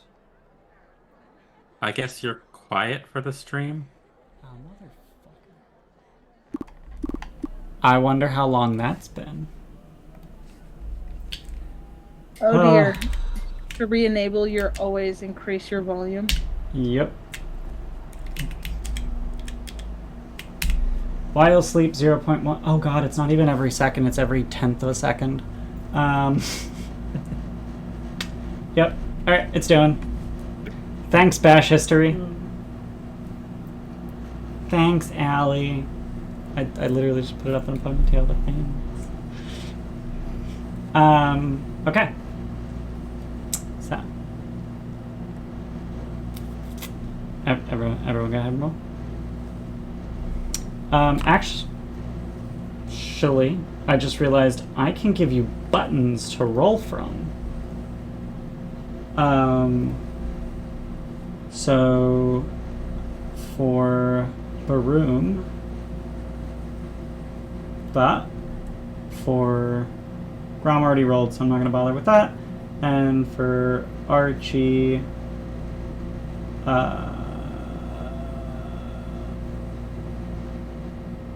this is the wrong. I don't know how this is going to work.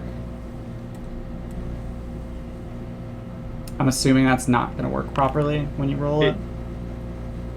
It gives me a banner that just says missing statistic. Yeah, I figured as much. Okay, so lore skills are a little bit harder because the book is not designed to have a button for every single possible conceivable lore. And High Helm lore was the closest I can get. Okay, so Baroom, that is a regular success. Grom, that is a regular success. Archie, that's a critical success. Turns out when you roll a 19 with your highest modifier, you tend to crit. So Baroom and Archie were in the records room, and Grom was in the statues room. And we have spent one round now. So, having done that,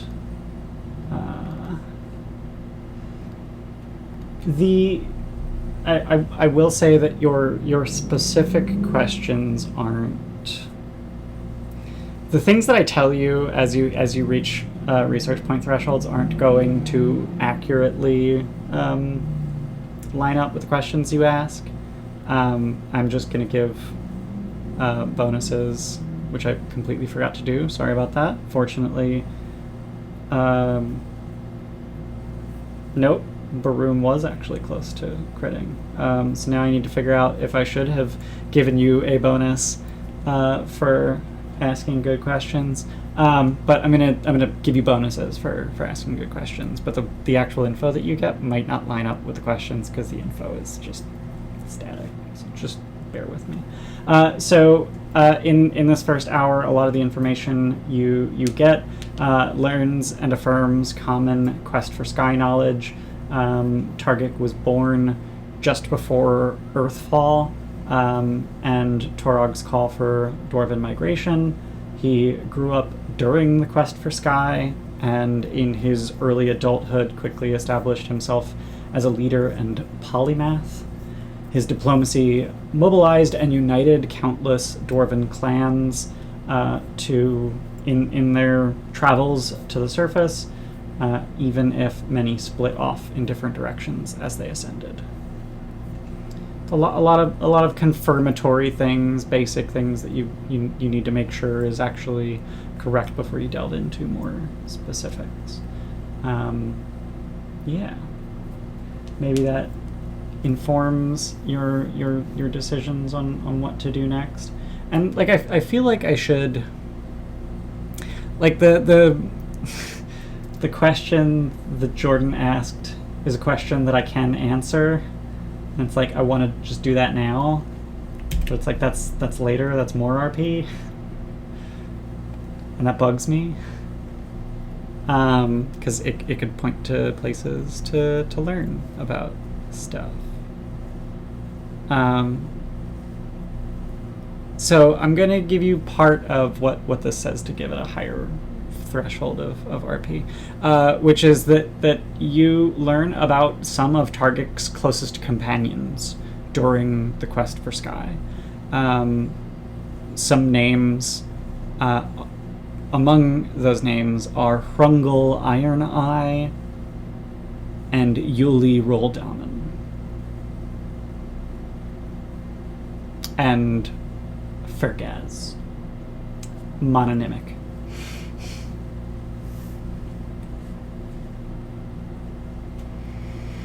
Alright. Let's go to round 2. What's next? I unfortunately don't have like specific answers to your questions without like blowing shit wide open. You just hate me trying to spell things, is what I'm learning. Yes. Mononymic. That's an adjective. Mononym. It's one name. Fergaz has one name. That's what I was saying. It's just Fergaz. Mononymic Okay. is not their last name. Okay, I truly was trying to spell that as a last name. Yeah, I gathered. That'd be an interesting last name. So is every other fucking fantasy name. Don't get me there. But to have a second name, that means you have one name. Honestly, that's my next character. Baroom dies. Fergaz Mononymic. Fuck it. I'm gonna just keep playing the ghosts of people we once knew. So I actually know someone who goes by a mononym, and every time that someone asks their name to put on a form, they give their name, and they're like, "What's the last name?" No, it's just the one name. I'm gonna tell them start giving mononym as their last name. What a... Oh, what a rough time. Okay.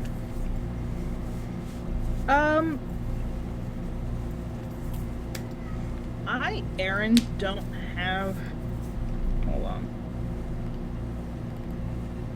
Aren, I'm checking my notes. Hold on.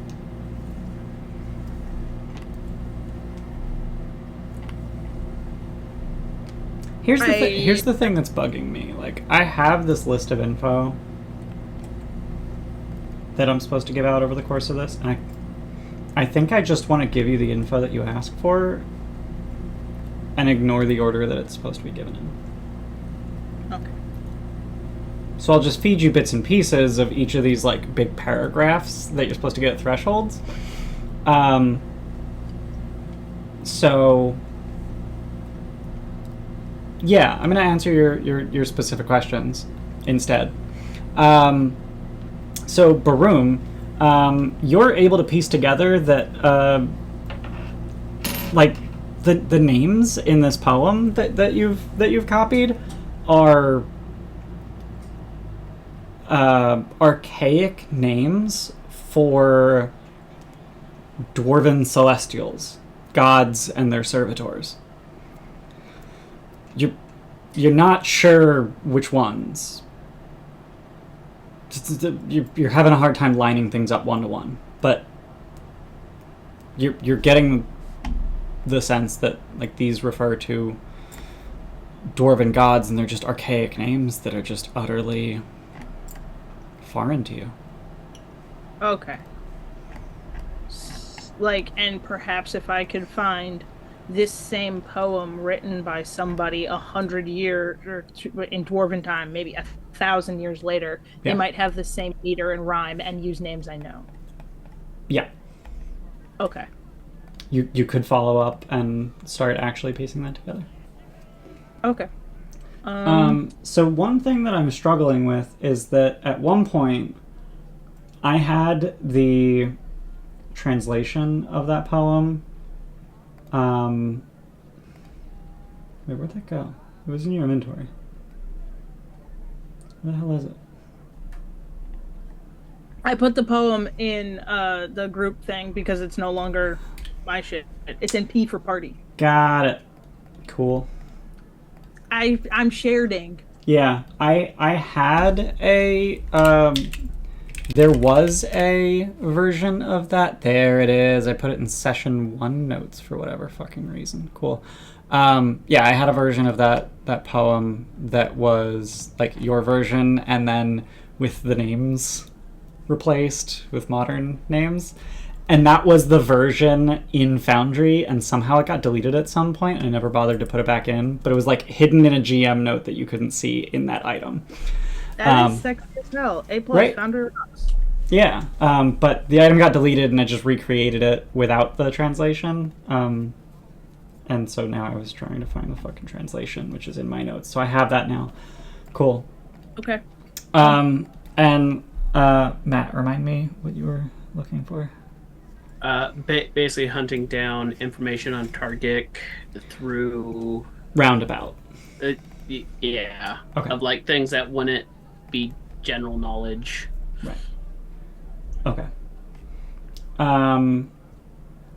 I will say that at this early stage, the one thing that really stands out to you, the one thing that you really find that's not like common knowledge, is the name of Taargick's birthplace, which is Felgen.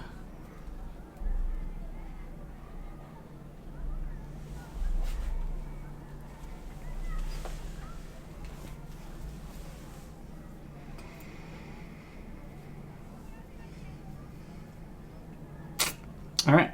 So, with those questions answered, what's next? Point of order for Jordan. On November 20th, we were in the Tolorr Family Crypt, and I wrote down, we fight the ghosts. And then on 12/4, I wrote, we finish the ghost fight. I didn't write down the name of those ghosts. Did you?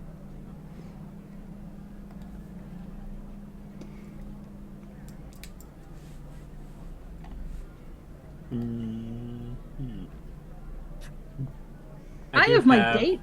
I know when it should have been written down, but I know I suck and I didn't. If not, I can wrote down some quotes of what they said. I can provide their names if you'd like. Are they Hrungil, Iron Eye, Yuli, Roll, something, and Fergaz, mononymic? They are not. They are Alkepsor, Fergaz, and Ulki.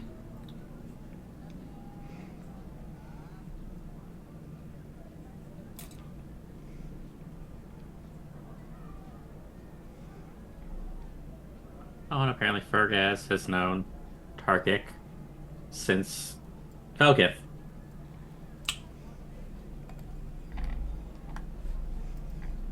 Who was the one that was a warmongering crazy person? I assume you have a note that one of them was warmongering and crazy? No, I have a note that one of the ghosts said something to the effect of, like, the blood of so many is on XYZ person's hand. I wrote down, like, one of these ghosts is telling us about their war crimes.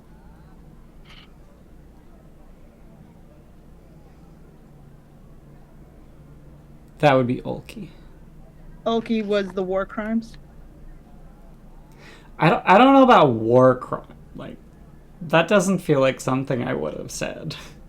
No, you did not say war crimes. Okay. That was my... That's your editorializing? I editorialized because they did describe killing so many people. I went, oh.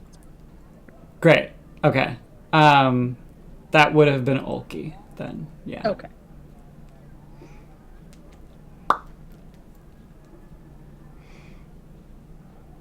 Yeah. Cool. Okay. So, let's move to round 2. What y'all doing? Where y'all doing it? What skill y'all using? I was also supposed to figure out if Baroom should have had a bonus. Oh, I'm gonna go ahead and say that I don't want to retroactively decide because I don't want to do that. Okay, yeah, I'm happy with that. Okay, but I'll try to do it moving forward.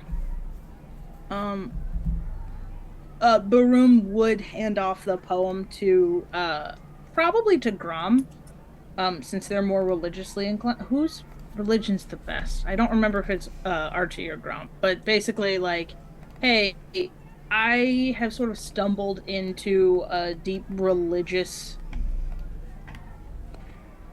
poetry thing that I wonder if it's connected or not. Hmm.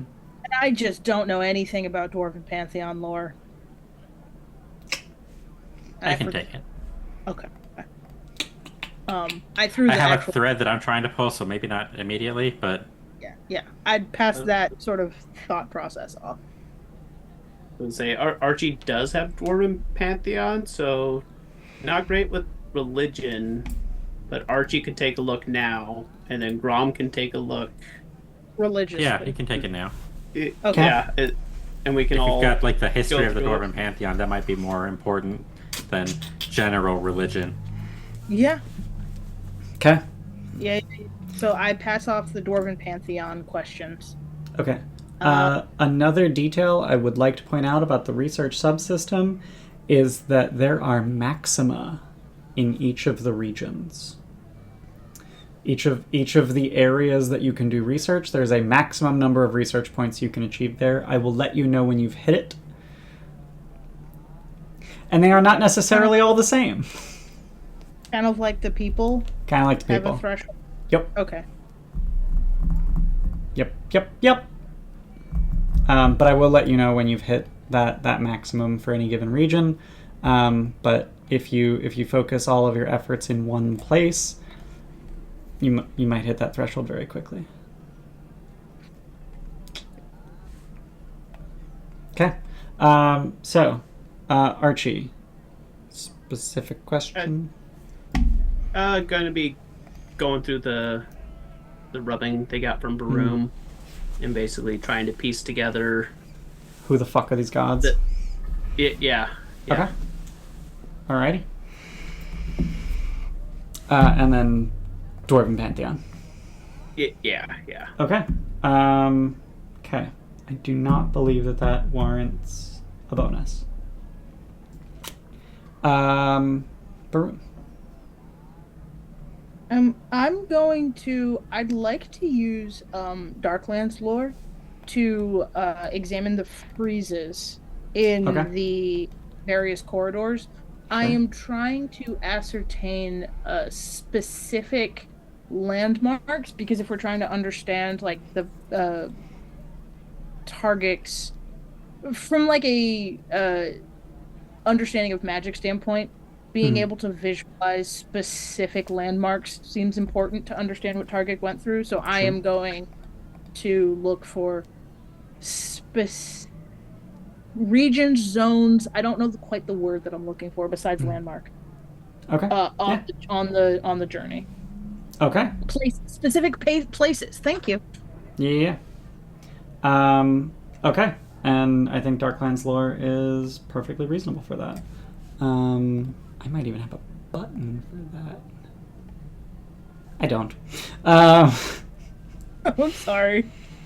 Yeah, the lore checks are just not working. Like the other skills that are applicable, like absolutely I have buttons for that. But not the fucking lores. Which is really sad because like I actually went through and made sure that the buttons existed for all the skills. And I learned how those buttons work and everything. But I'm just not gonna very quickly add a lore button for the one lore that you have. Also, all three of you chose to name your lores differently. Like Archie has just the name of the thing. Baroom has name of thing lore, and Grom has lore : name of thing. So, fuck you all. We all also picked very like reasonable, logical things. Yeah, no, everything makes sense, and I hate you all anyway. Actually, very We're used to it. It's very good. Like that. Just as a group of brains, we are diverse and think similarly but different. Similarly but well. Yeah. Yeah. Or differently but all well. Anyway, so Darklands lore, yes. I don't think that warrants a bonus. Grom.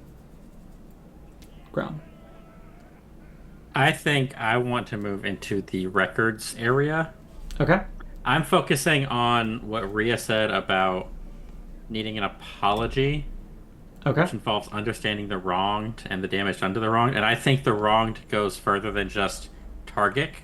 So I want to know if there's any like written accounts from people since the dagger was stolen about the dagger in High Helm. And I'm like looking to use High Helm lore for that. Okay.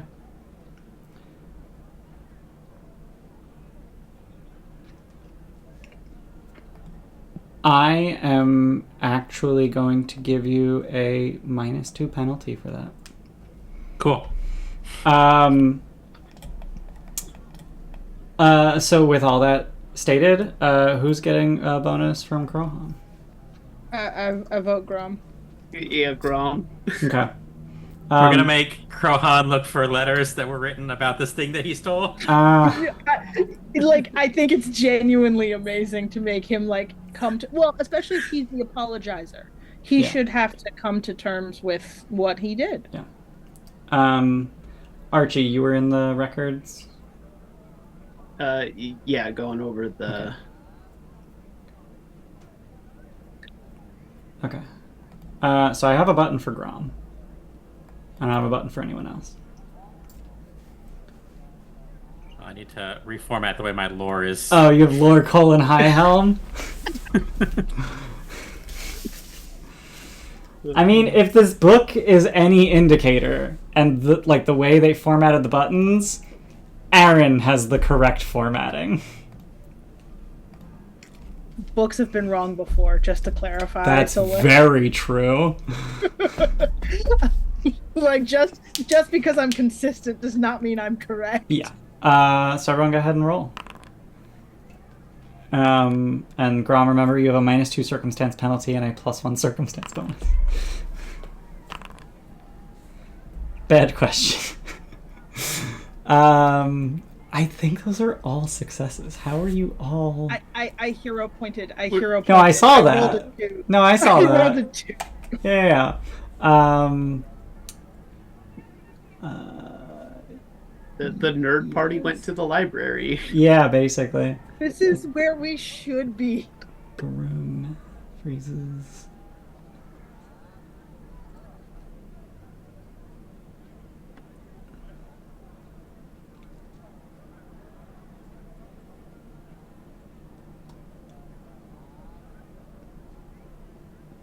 Baroom, that is actually a failure. Ooh. It's not a critical failure, though. Not a critical failure. But Archie and Grom do succeed, which means you're racking up a lot of points in the records room. That also means that I don't have to answer Baroom's question. So Sketching. what's that? I just do a lot of sketching. It's not relevant. Right. So Archie, you're piecing together some names, and you've got some reasonably confident answers as to, this name is this name is this name is, and you're realizing that in the context of the poem, there's clearly a suggestion that Torog has 5 children. And the modern understanding is that Torog has 4 children.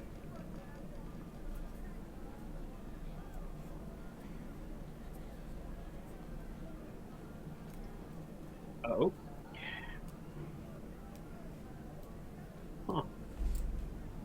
There's a name who is very clearly supposed to be Torog's child that does not have a translation. It does not exist in modern records.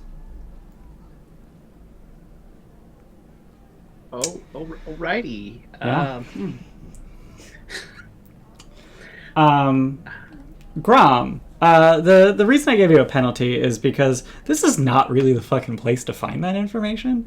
I figured records in a library, like newspapers, they would go to a library. Not this This isn't the Library of Congress? No. Okay. But you succeeded anyway. So There's some pissed off archivists who left notes behind, and they're the only ones who could get the notes in. basically, yeah. So there were attempts to re-examine the missing clan dagger, specifically approaching the reveal of the letter from Taargick that you all saw. That could not happen. And you're not really understanding what it is that they were asking just yet. Like, why is the dagger related to the... You're not sure what the fuck they're trying to even get at yet. But you could... It's an avenue for research. Alright, so that is the end of round 2. Now what? Also, Matt, I think you have to go last because you went first every time in the last skill challenge. Grom, what are you looking into?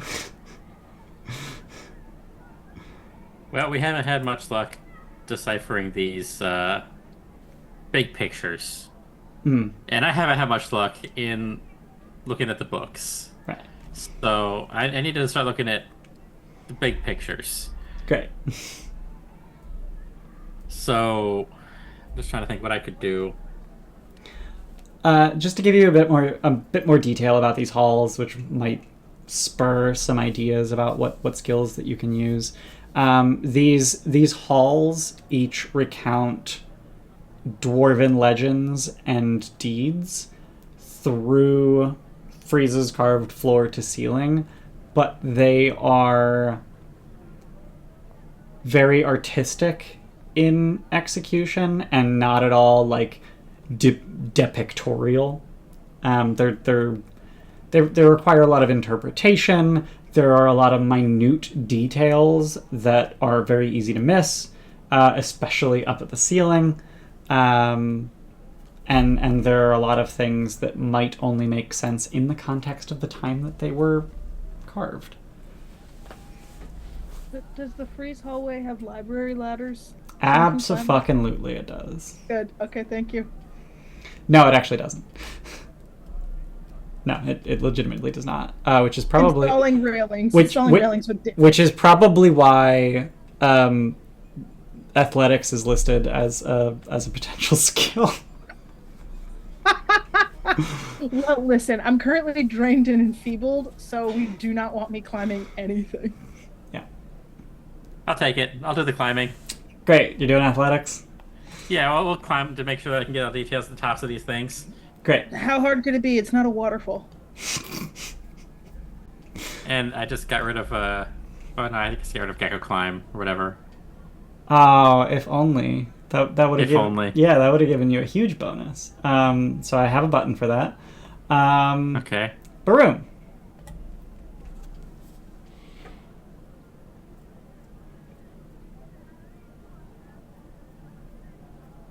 Oh wait, this is the wrong music. This is the Tolorr Family Festival music. I have Ancestors Walk music.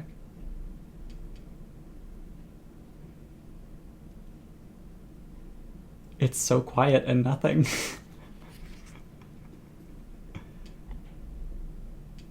I presume that's the point. It's a silent library. Oh no. A page just turned right in my ear. I hated it. No. It was so bad. I want to scratch my ears off. It's gross. Okay. Oh, unexpected ASMR. Alright, Baroom, what are you looking to do? Following up on that thread of somehow the letter and the dagger are connected, I don't know what's more applicable, but I'm going to try and dig into that vein of research I think that's in the records hall. Really putting a lot of focus on that records hall. There's paper in there, but I don't know if it's accounting lore or legal lore, and neither one of those would like take me. It's trying to go through paperwork of people who have done research and are trying to like follow up. I think either one is like a paperwork lore skill. It could also be like I'm trying to like I don't know that society is relevant. It could be. I think society is much more relevant than either of those lores. Okay. I consider accounting and legal to both be the paperwork skills. I mean, they are, but Not in this capacity. Yeah. Okay. Yeah, I'm trying to follow up on what could be that. What is that connection between this letter and the dagger somehow coming up in thing? Okay. So yeah, we'll do society on that one, and I have a button for that. And I think that's gonna get a -1. Okay. Archie. I think Archie's gonna go start checking out some statues. Specifically looking at the way they were made, with like keeping in mind of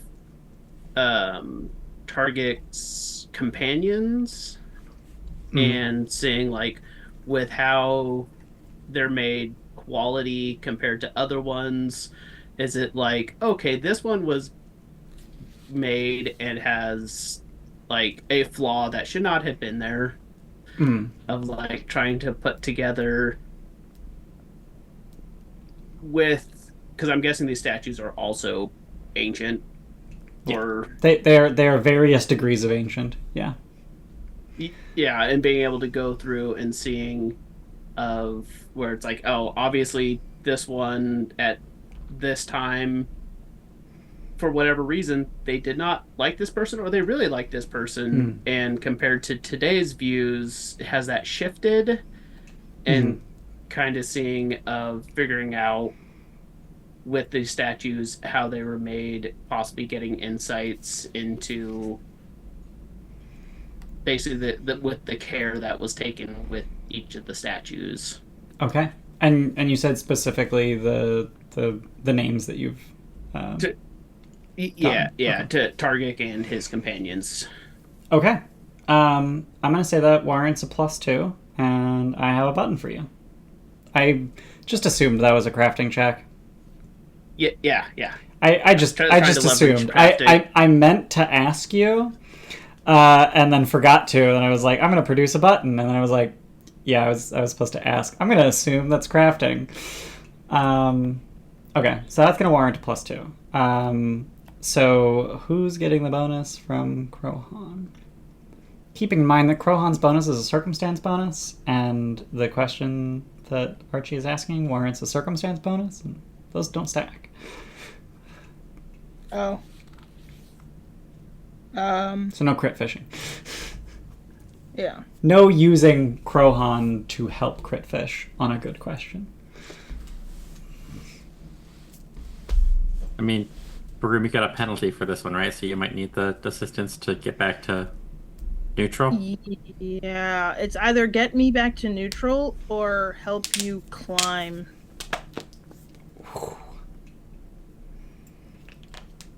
Up to you.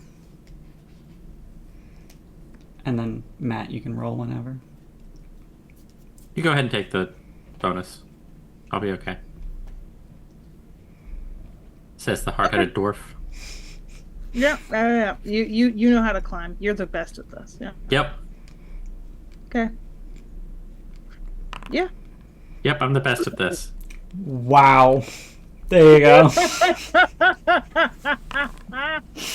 Oh, wait, no one saw that.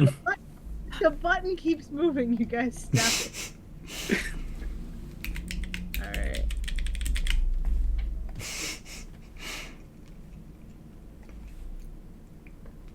And Aren, you can just... Okay. You forgot to put in the penalty, but... Oh, fuck. That's okay. Sorry. Didn't actually make a difference this time. Those are all successes. Jesus Christ, you guys are fucking killing Nerds. it. You're killing it.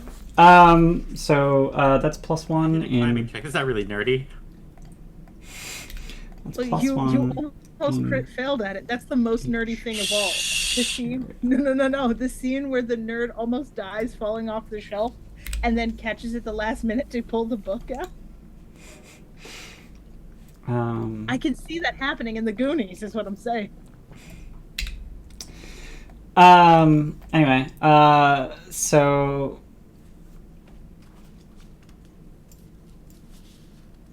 I've forgotten Archie's question, but I'll get to that.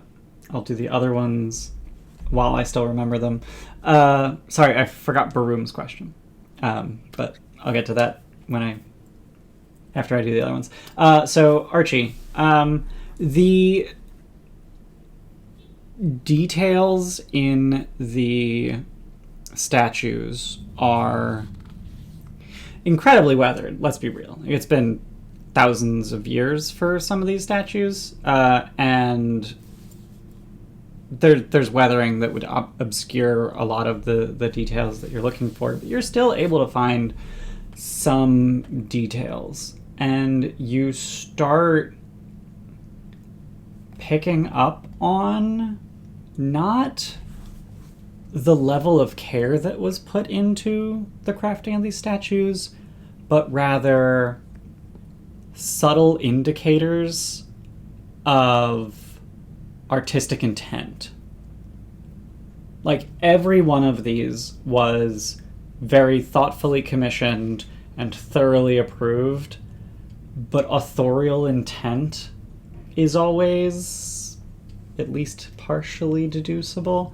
And you're starting to get a sense of religious schism, specifically in terms of the statue of Fergaz. That Fergaz was lauded as a great uniter, and the Taargick details are just ever so slightly over embellished.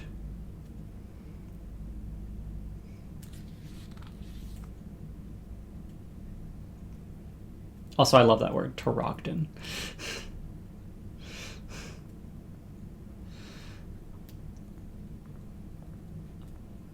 Why are there footsteps?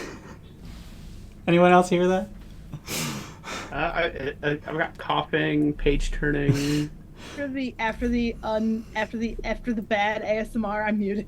I went no more whispering in my ear. I'm good. Grom, in a vaguely similar vein, you find some of these details of just authorial intent, things that are embellished just ever so slightly. If you're familiar with the masturbating cherubim on the roof of so many, or the ceiling of so many churches, that kind of detail, like, very ridiculously easy to miss. There are some details of brutality in the edges of some of these battle depictions. Like, unnecessary brutality.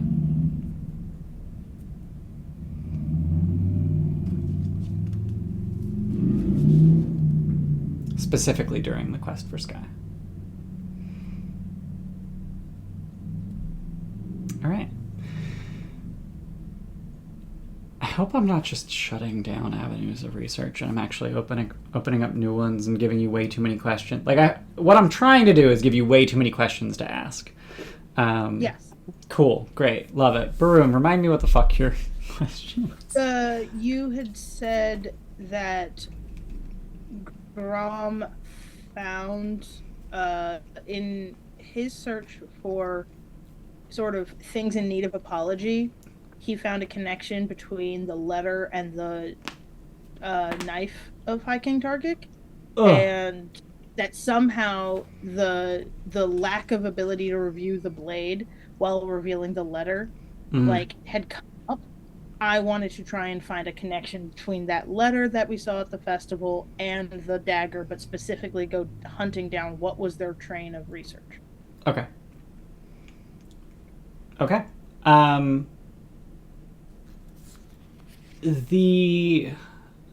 It's kind of incredibly vague. Like, whoever was asking this question wanted to be anonymous and didn't want to share too much about what they were asking. And basically the only thing you pick up is that the number 5 keeps coming up.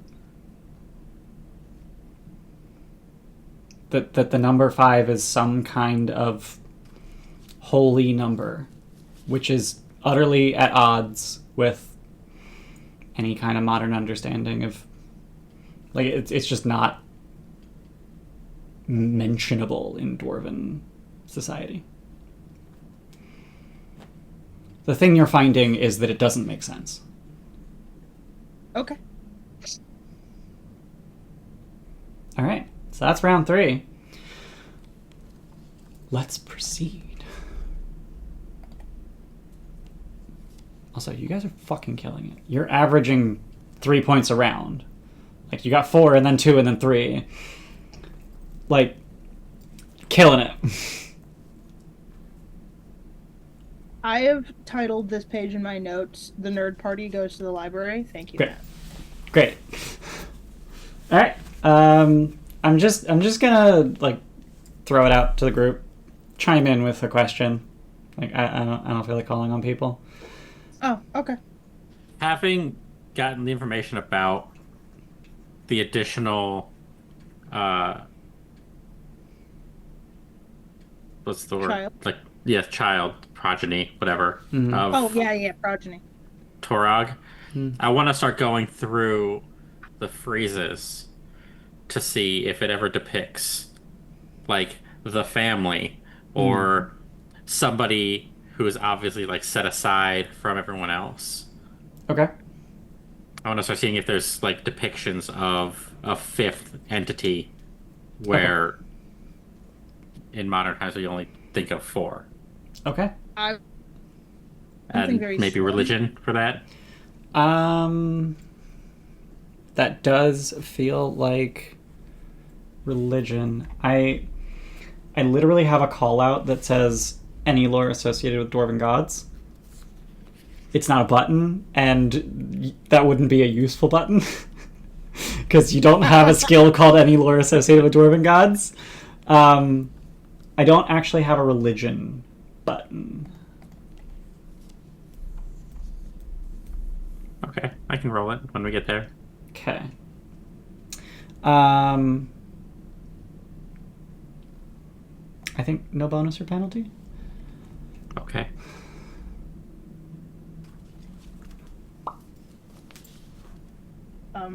Very similar question. But I want to go through instead of going through freezes, I'd like to go through the statuary hole. Mm-hmm. I think this is a roll. I'm just going to look for encoded artistic depictions of things in 5s, specifically on any of the statues of names of people that we know are associated with Taargick, especially on the statue of High King Taargick, but on Hrongil, Yuli, Fergaz, if Alkelpser and Ulki are here, just looking for things in 5s. 5 rings on a hand, Okay. 5 gems, tie, shit like that. Mm-hmm. This, yeah. Do you have a skill in mind? I'm thinking maybe crafting. I'm thinking. Looking at. I'm thinking more perception. I can also perceive. Yeah. Let's go perception. I believe I have a button for that. Yes. I always forget that perception isn't a core skill. It's to the left. Yeah, it's more core than the core skills. Archie, what are you up to? I think Archie's it in a very similar with Grom is also going to go to the freezes, having found religious issues in the records and in the statues, is now going and with that though, I think he's going to look at it from any depictions where there's like miracles happening, magic coming in, of trying to figure out, okay, is this like wizards and just normal magic, or is this a divine magic? Is this what source of power is creating what is and just trying to go through and see if he can pick out any sources where it's like, this looks like it's like a wizard doing something, but it doesn't make sense. That should have been more of a divine origin. Basically trying to find discrepancies Right. through the freezes, but with the thought of a divine origin that's being made to look like something else. Okay. Yeah. And hoping like either arcana, occultism.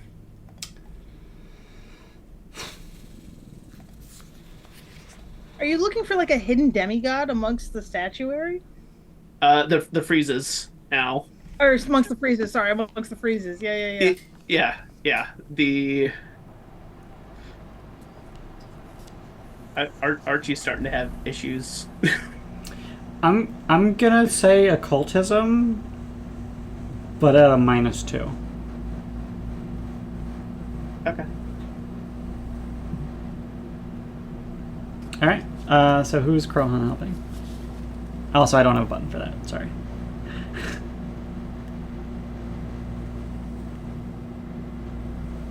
Nope, I lied. I do have a button. Rom, what are you doing again? Looking at the pictures for Another child. Another child, a fifth god. I think it's actually a -3. Three. Okay.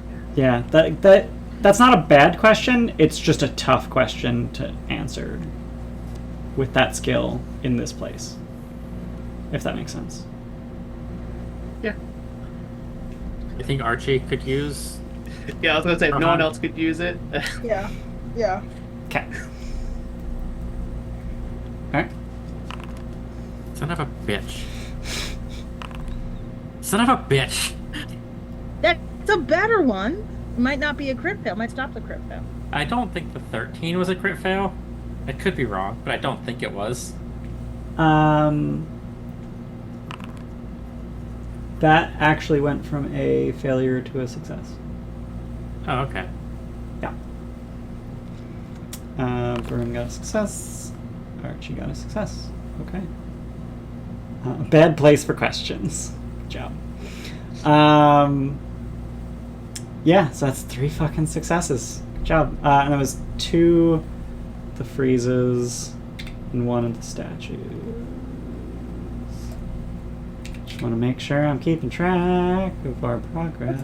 What's it called? Sacred architecture or something? Or sacred... The thing of... I have no idea. Oh, there's a... Sacred geometry. Oh, What it's called. yeah. Ancient. I get a lot of fucking comments on this, and like, is that sacred geometry? No, go fuck yourself. It's dice. It's platonic solids and this fucking weirdo. Specifically, it's orthographic projections of platonic solids, and an orthographic projection of this weirdo. C100. Fucking up the world. That's a D10. What are you talking about? Oh, well, it's a D10, but everyone knows that you also could make it your D100. I have a D100. It's a golf ball. Ellie is too, because they're her favorite die. Great. I would like a Zachihedron, but I don't want to pay whatever his face Zachi because he's a dick. Anyway, Archie, I'm going to answer your question first because it's the top of my mind and like actually percolating. There are some vaguely unsettling motifs about that suggest a mythologicalization of figures that you're beginning to understand as Taargick, Hrungal, Fergaz, Yuli, Taargick and his chief diplomat, high priest, and general.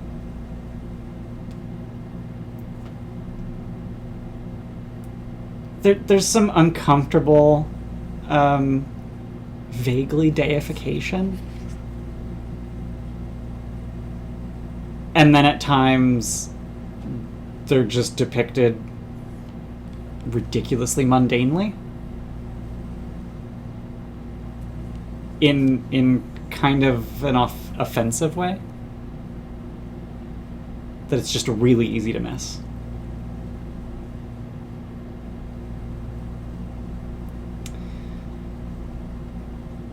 Grom. There are some... Yeah, there's just a fifth child. It's just... Like, now that you're looking for it, it's staring you in the face. There's no words here. There's very little detail to this fifth child. The four that you know, whose names I totally have at the top of my brain, Bolka, Grundenar, Kolse, and Trud? Trud, yes. The four children of Torog that are known, very recognizable. And this fifth child is given so little detail that you're not even sure it's the same person every time.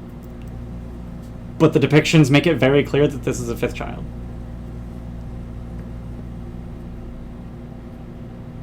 And then at some point in the freezes, there stops being a fifth child.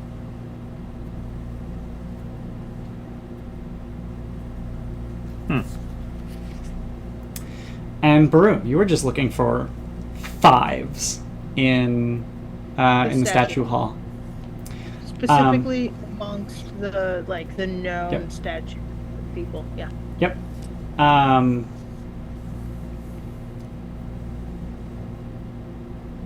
Easy finds.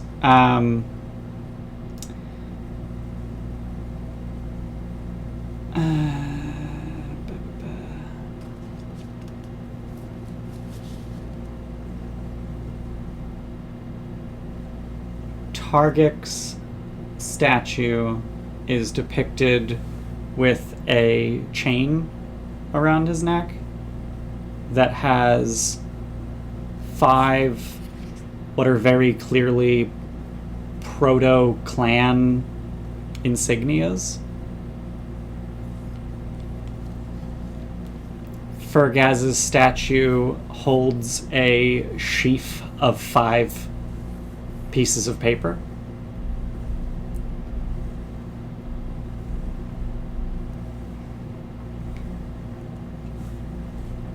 Yuli's beard has 5 knots in it.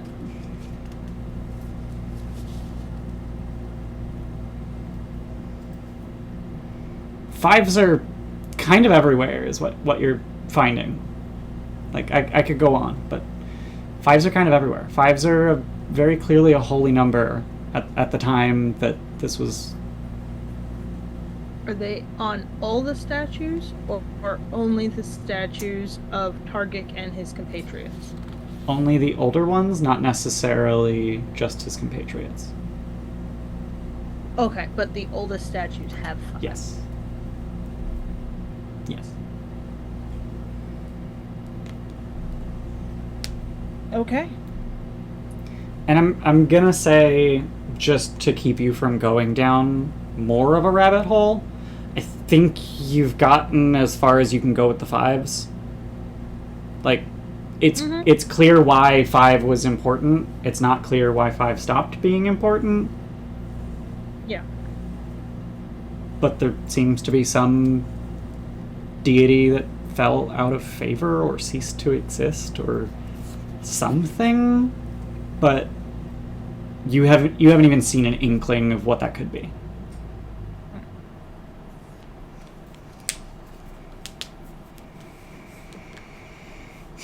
So we'll move to round 5. I have like a general question, and if I need to use research for this, that's fine. Sure. Based on what Baroom found with the statues, are the statues given any sort of like date in which they were made? Do we have like a date range in which this fell out of favor? Like the statue made in this year had the 5s, and the next one, no 5s. I don't think it warrants a full research. I think I can just give you this one. There's a vague 1000-ish year period shortly before basically the 1000 years leading up to the death of Aren. No, wait, that was very recent. No, what the hell is 0 AR? What is that date? Is that the death of Aren? Or no, the death of Aren was. No. What is the date Age of system? Lost Romans. Oh shit! I should know this. I did know this at one point. No, that's the year that Aren raised the Starstone. I think is 0. Right? Yes, or that's, Aren raised the Isle of Kortos from the Inner Sea. Yes, thank you. Yeah. Sometime in the 1000 years preceding that is when that fell out of favor. Okay. So, thousands of years after Quest for Sky and after Taargick abdicated and presumably died. Something pantheonic happened. Yeah.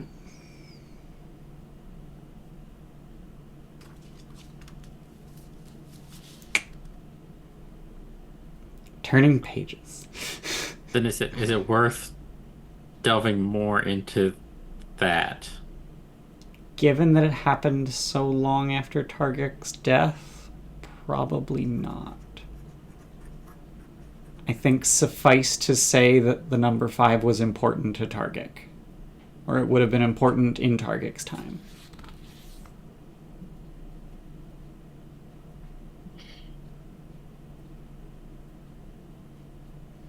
I have a... okay.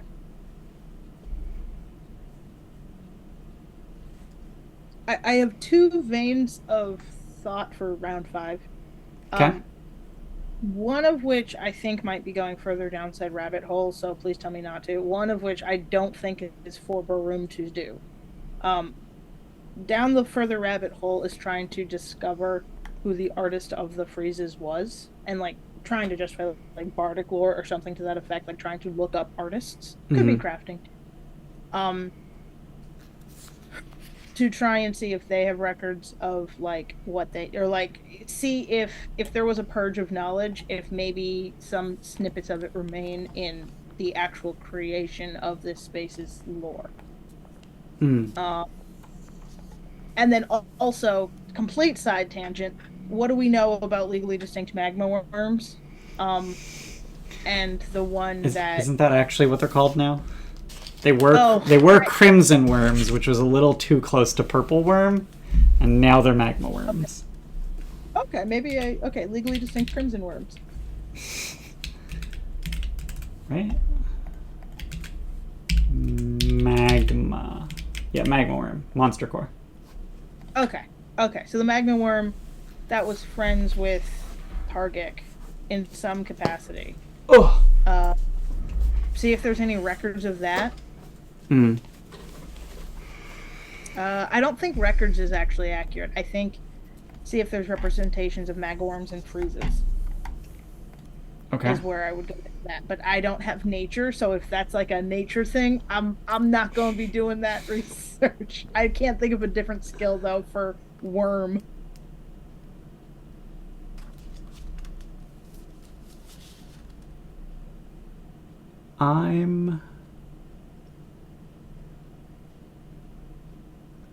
I'm trying to figure out when that happened. Oh, I'm not even talking about the worm. No, I know. I'm just trying to figure out when that happened. Oh, the haunt? No, the worm coming to High Helm. Okay. Okay, figured it out. Cool. Okay. So you're just looking for references to magma worms in the freezes.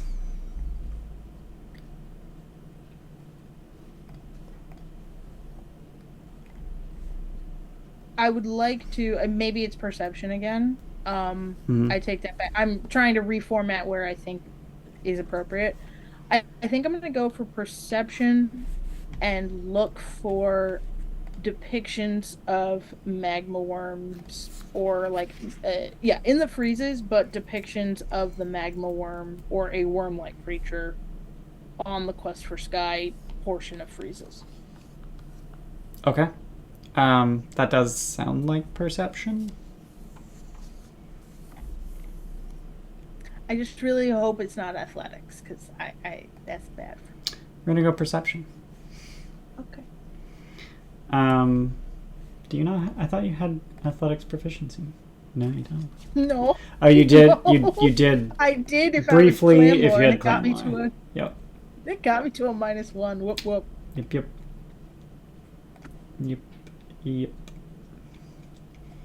Oh, and what is your additional lore? Whoa, echo. I kept legal lore, but I'm not married to that. Okay. Hopefully the echo's gone. Yes, echo's gone. Cool. Anyone else hearing me twice? Cool. Yeah, for Alright. that little bit. All right, cool. But we're good now. Yeah. So that's perception. You got a button. Great. Gromreg, Archie? I think Archie is with everything else. I'm trying to think. He might be going back to the records and hunting down information specifically on Taargick and his companions, specifically looking at, was there anyone else mentioned that was around them all the time that seems to have been removed or cut out, or someone who just stopped getting mentioned after a certain time? I assume you're latching on to the fact that there are 4 names here. Yeah, that's Taargick and his 3 companions, and then with the freezes where it's like sometimes a little close to deification and like this. Yeah, not sure if there's anything here or not, but Okay. Archie's curious. Okay. Got a skill in mind? I'm trying to think of, because it's going to be like, I don't know, maybe society of being able to pull in information where it's like this person seems to always show up when they're doing this stuff. Maybe that was someone more important, and trying to piece together someone that for some reason was removed from more detailed records. I think that warrants a +1. Apparently I have Baroom selected. There. Actually, that's a good idea. If I select people and then make the button, that's a good idea. Grom.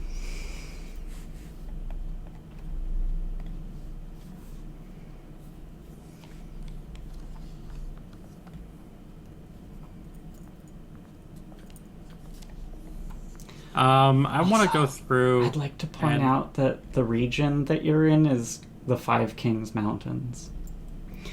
Sorry, Grom, you were saying.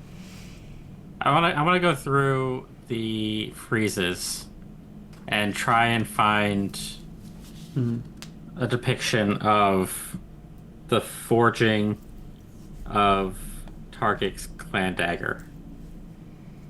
Okay. See if that's depicted. Okay. I don't know to what end, but I want to see like where it originated. Sure. To see like the basis for this thing, so we can get a better idea of the item itself. Okay. Got a skill in mind? Crafting? Absolutely.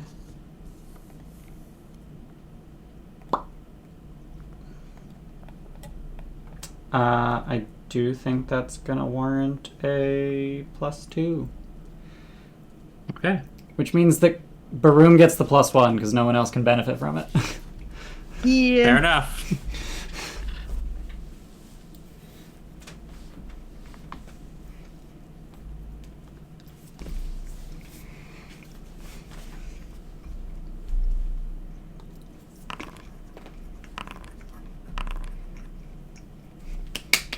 Hey, Archie. Very nice. Very nice.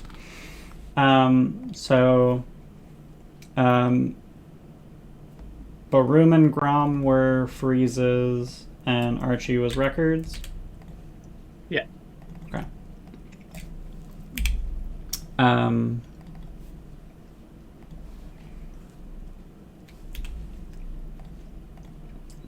Just gonna do. Ugh, no! I just closed all my windows. Oh no! I need those back. Just gonna go ahead and do that. You maxed out the records room. Stop looking for paperwork. Pretty much. The idea is that you've exhausted all the easy shit that you can find in the records room.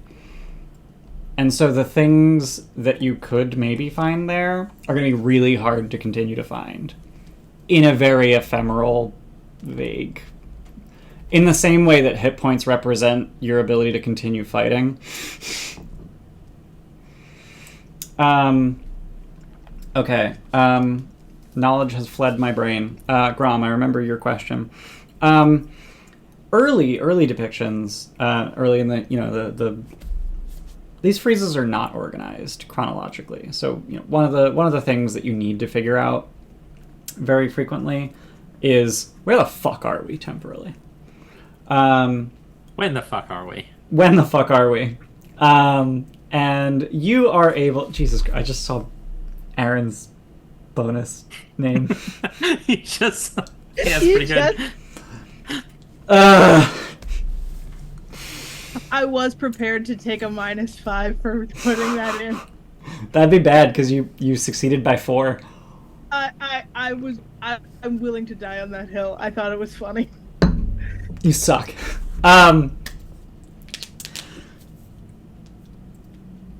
You're able to figure out that the depictions that most likely seem to be contemporaneous with Taargick's birth, at which point the dagger would have been forged for him.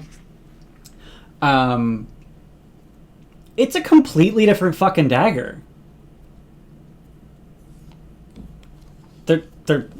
There's nothing about it that... I should rephrase that. It's not a completely different dagger, but it's very obviously not just artistic license differences. It's like, that is a different dagger. Like, it was reforged at some point. That's unheard of as a practice. Our general knowledge, that's unheard of as a practice, right? That is reasonably unheard of, yeah. Okay.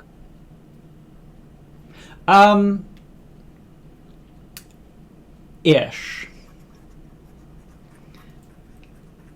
Actually, no. That is a thing that happens when you join a new clan. I thought you got a new gem.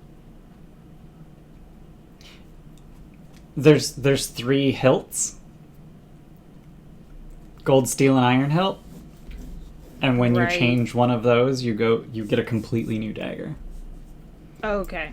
It is a very rare happenstance because gold hilt clan members tend to marry other gold hilt clan members. It's not a caste system, but it's a caste system. Or it is a caste system, but it's not. I don't know. One of those. You know what I mean? Like it's. But back then it was probably a caste system, and it seems that he changed castes. And it's impossible in this stone carving to tell from which to which. No. It's rock to rock. Yeah. From stone hilt to stone hilt. Yeah. And the questions that everyone else has asked have fled my brain. I'm sorry. It's getting to be about that time of night. Meds are wearing off. Archie was hunting down if Taargick had a fifth companion. Okay. So throughout the history, Taargick is depicted with no less than a dozen different people. At various times in various quantities. But these three are of particular note. And show up a lot. I'm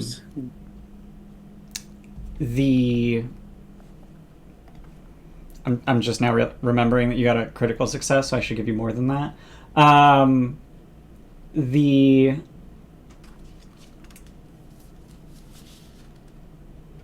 things that are particularly noteworthy are that prior to completing the quest for Sky and reaching the surface, the four of them are depicted as constantly on the same page.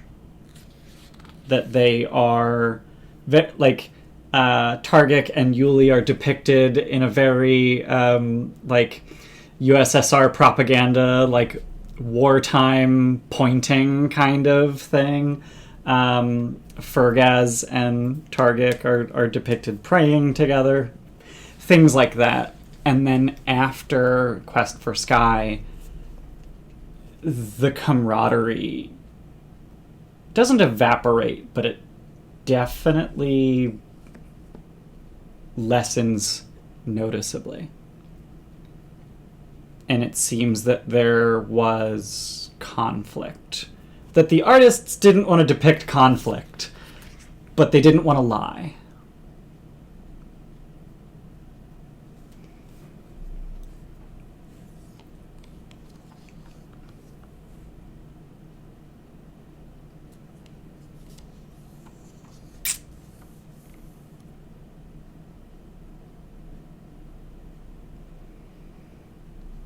I'm scanning for more details to share on that point.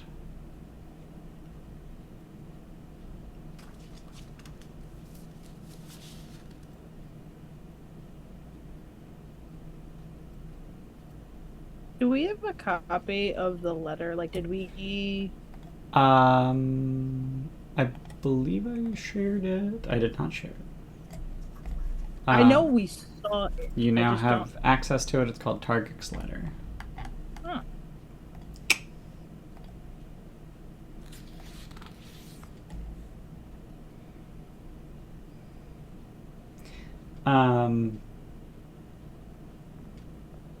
Okay. Baroom, what was your question? I was looking for depictions of magma worms in the statuary area. No, did I say freezes. statues? Freezes. I said Yeah. freezes. You were correct. There is only one depiction, and it is very clearly depicting the time that a magma worm showed up in High Helm and regurgitated Taargick's clan dagger. And it's like it's depicted as like a pillar of vomit, and the dagger is just shining in the middle of it. Okay. There's no depiction of what we saw in Glowforge, Guldredge. Guldredge. Correct. I do just want to point out that the destruction of Guldredge was like not at all ancient. Those ruins were relative, they weren't completely worn or anything. Like they were recent past. However you want to interpret that. Okay. I don't think anyone checked. It's hard to say recent. It's hard to say recent. What with longevity of all the heritages that we're playing. Ancestries. Yeah, and the fact that you're literally looking at history that happened 9,000 years ago. Yeah. So age is very relative. You're like, it's relatively recent. I'm like, okay, within one person's lifetime, 1,000-year range. I think dwarves live about 250, 300. I think 350. Okay. Taargick lived over 600 years, which was ascribed to favoritism of Torog on Torog's part. But yeah. That was a fucking fly buzzing in the goddamn the sound.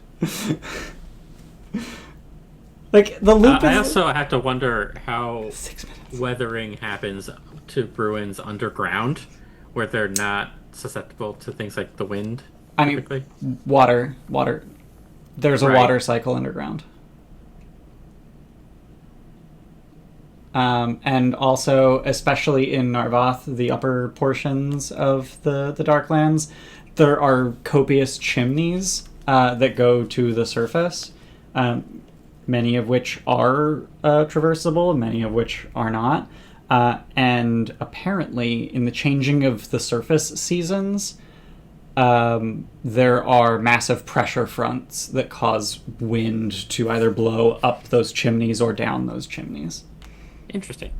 Yeah. Presumably, also, there are thousands of years of archivists, conservators keeping this space clean and literally rubbing the features off of Torog's face to prevent dust. Or not Torog, Taargick's. Yeah.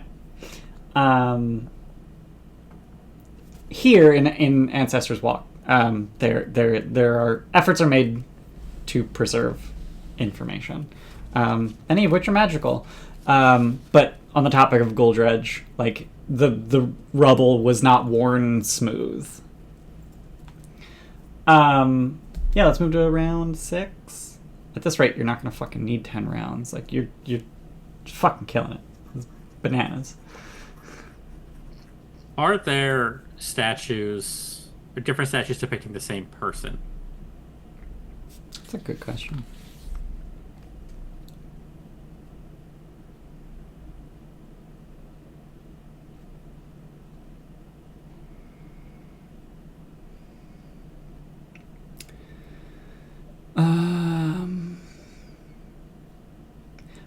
I love the way that Paizo thinks about the way the world works, and I feel like I don't always do a good job of sharing it, and I just want to read this because this feels like information that longtime Pathfinder players would have.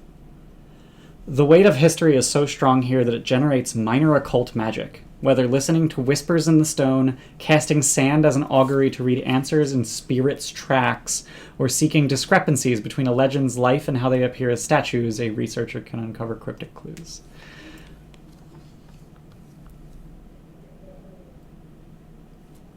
I do not believe there are multiple statues of any given person. Okay, well, there goes that line of inquiry. Yeah.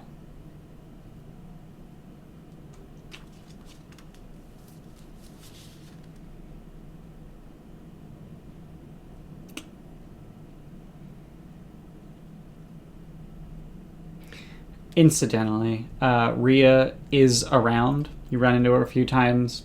She asks how things are going. She does not listen to the answer. Archie probably has like the kind of like, oh, how are things going? And Archie's like, and then just like wanders off. Hmm. Yeah. Like we will see when this gets done, because Yep. oh boy. Yep. Round 6. I think sort of trying different tacks now, because I'm looking for like something to really bite my teeth in, or like not Aren Baroom. Right. What is there, like, if anything, in the freezes to depict like Grom found the area where the dagger was being shown to be manufactured, not the word. Forged. Forged. Thank you. I'm working on it. Forged. In that generally area, I'm looking for almost like freeze depictions that are what Aren would describe as nativity-esque. Mm-hmm. To identify figures that were around Taargick upon their birth and try and track, like, with the intent of hopefully tracking them, those specific figures later in freezes and statues. Okay. So looking for Belgian depictions. Okay. Belgian depictions. Felgun. Belgian. Okay. Yep. Felgun. I don't know. Felgunn. Oh Jesus! Typing. Okay. Felgun. Looking for freezes depicting Felgun and that general period of time prior to beginning the quest for Sky. Yeah. Okay. Got a skill in mind. Yeah. I would say that warrants a +1. Okay. Gromreg Archie. How big are these statues? Like, how tall are they? They vary in size from life size to like 3x scale.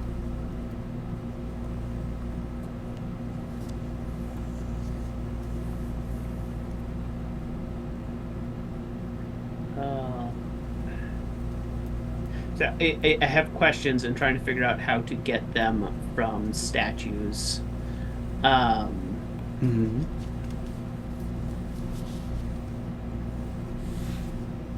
So Archie's curious about if a possible falling out between Taargick and his companions, but Mm-hmm.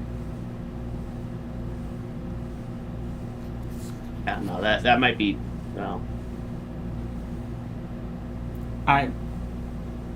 That sounds perfectly reasonable to me, given what I just told you about the statue hall. Yeah. Yeah. So I guess that's what Archie's hoping to find, is to with the idea of the quest for Sky prior and after seeming to be something had happened during that time. Mm-hmm. Of trying to find things that would have been made to show that era of time. Mm. And seeing if there's anything he can find that stands out that would link some type of event that had happened to Taargick and his companions. Like, if there's a lot of statues of a clan of prominence that is like, oh, that seems like Felgaz was associated with that, but the others weren't. Just trying to help you a little bit. I feel like you're missing just how broad a topic occultism is. Like, if it sounds woo-woo, it's probably real in this world, and as someone who's trained expert, just trained in occultism, Archie knows how to tap into it. Like, the Harrow's deck is a real thing and can tell people's fortunes. That's real. It's widely accepted as real. So if you want to literally just fucking ask the statues things, do it. Yeah, Archie would be, which is probably more of going in and it's him and Squire doing this, where he's actually like going up to the statues, like doing the like. Yeah, he'd probably put a hand like on a statue, just like starting to see like what can he pull from this world? What can he pull from the physical sources here? Absolutely. That it's not going to warrant a bonus, but that's just because the DC on this one's already really low. Grom, what are you up to? That's a good fucking question. Great.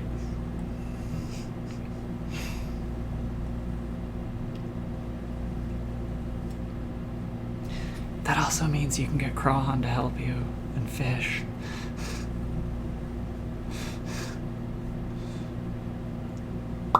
And Baroom, I gave you a +1, right? I missed that. I know, that's because I'm muted in case cool. I am having problems. I probably am. Cool. You either give me a +1 or a +2. I don't remember. I think it was a +1. Okay, +1. Just to keep things moving, Grom, if you don't have a good question, you can just pick a spot and say perception. Yeah, let's do that with the statues, because I don't have a good question. Okay. Have a button. And who's I'll take a button. Who's Crawhan helping? Is it Archie? Archie. Okay.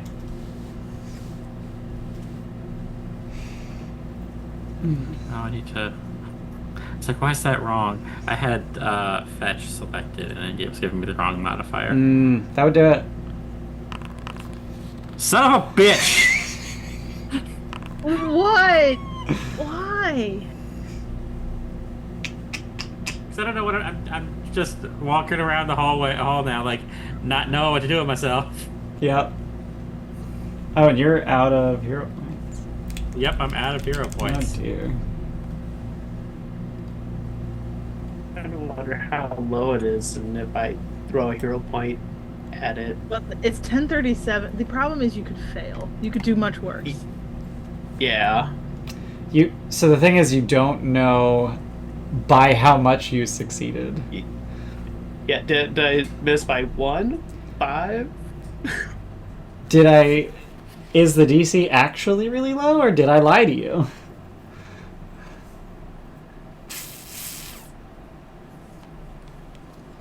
Safe with the success. Alright. So for once, your average net is below 3 per round because Grom got a -1. I'm getting in Archie's way Yep. this whole time. Did you see this schedule already? Yes, we did. Like, I kind of want to just say, like, yeah, like, Grom is getting in Archie's way, and, like, every time Archie can barely hear the whisper of a secret, Grom is just coughing. What are you doing? What should I be doing? You got any ideas? And then it's like, okay, all right, I'm gonna, and then. Do you want to stand on fetch? Maybe that'll help. Here, fetch, come here. Ka-dunk. Baroom, remind me what you were asking. It was. I'm just looking for Felgen depiction Yes. prior to Okay. Taargick's birth and around time of. Okay. So the so let me just add 1 to freezes because that's the only place you actually went up, and then add 1 to rounds spent because that went up.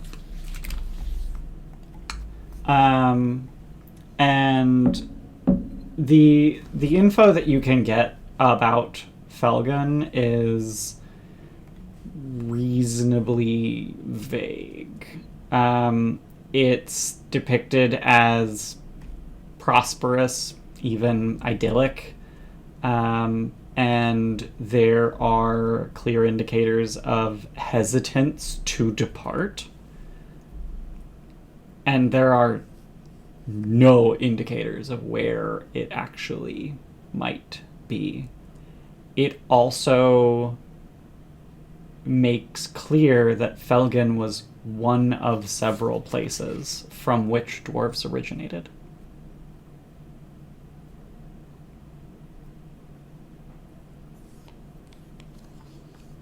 And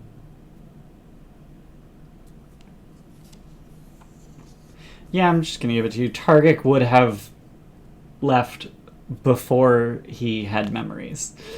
So he would have had no memory of his birthplace. He effectively was a child of the quest for Sky. One of the first. Got you.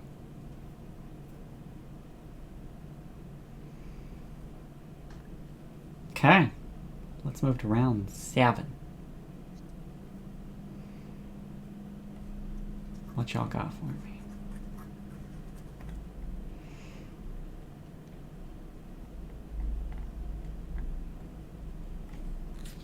I'm gonna stick with the statues, and I actually have questions for them now. Great.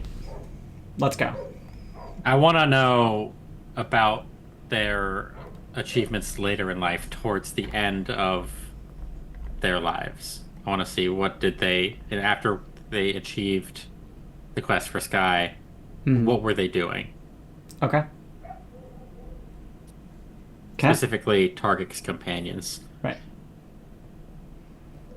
Okay. And I'm looking at society, maybe, for that one. I was gonna say High Helm lore, but Either. it wouldn't actually be High Helm. I can't remember when High Helm was founded, but it's not the first Sky Citadel. It's just the greatest among them today. Didn't they come up in Belkson before Koldukar?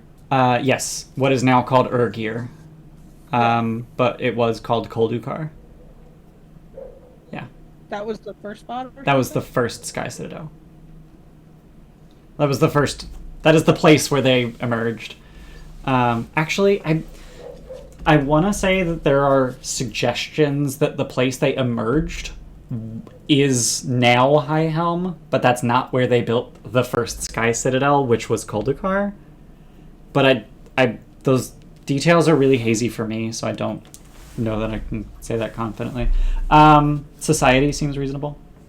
Okay. Let me get you a button for that.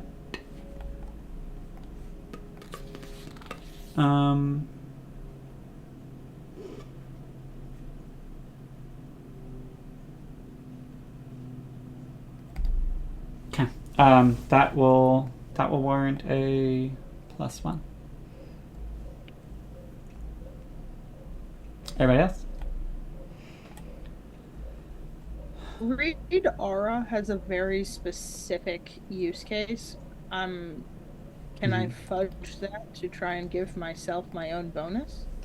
To try and talk to statues? I'll allow it. Okay. Specifically, what I am trying to go for is occultism because it makes the most sense. I am trying to... It might be... I don't know. You tell me. I am trying to sense with that read aura. I am trying to sense the greatest amount of malice directed at the target statue, if that's like a thing that's been imbued into them. Who was Yep. he like having real fights with at the end of his life? Okay. Cool. I think occultism makes sense. That feels very occultism. Yeah. Okay.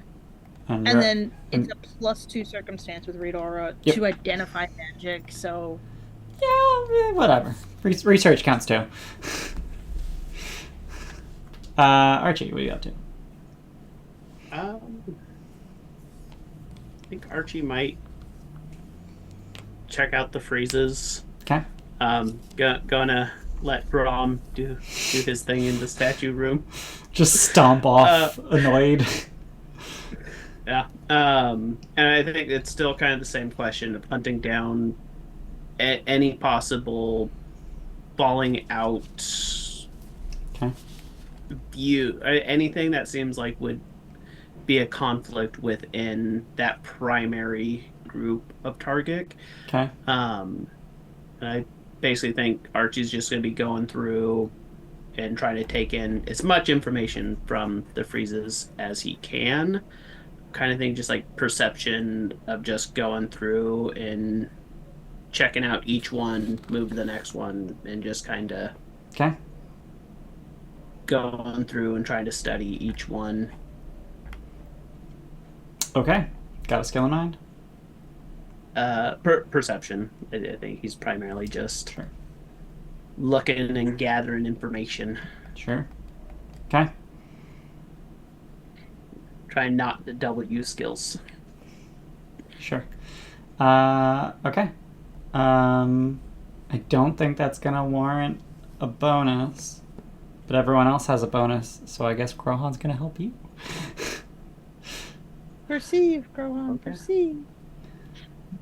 Look with your dwarf eyes. I'm Look, just gonna type look that. with your special eyes. I was starting to type that. That is amazing.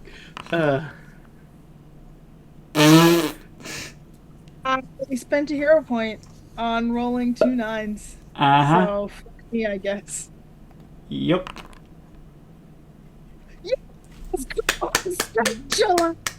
That is the second 20 you've rolled. Yes, yes. Okay. Oh, last time you just asked the right question. You didn't have Krohan's eyes. Oh, that's not what I wanted. That one. Yeah, just put that there. I didn't feel like drawing another scribble, so I just copy-pasted my scribble. That is 7 rounds. And Baroom, you were in the statues hall, right? Yeah, I'm in statues. Cool. Tight. Okay. So Archie, you find some really interesting things about these people, and conflict between them, maybe not so much, but conflict between discrepancies in how they're depicted. Fergaz is simultaneously depicted as some kind of great religious uniter and also a staunch conversionist, drowning out Rivathan voices in favor of Taargck voices.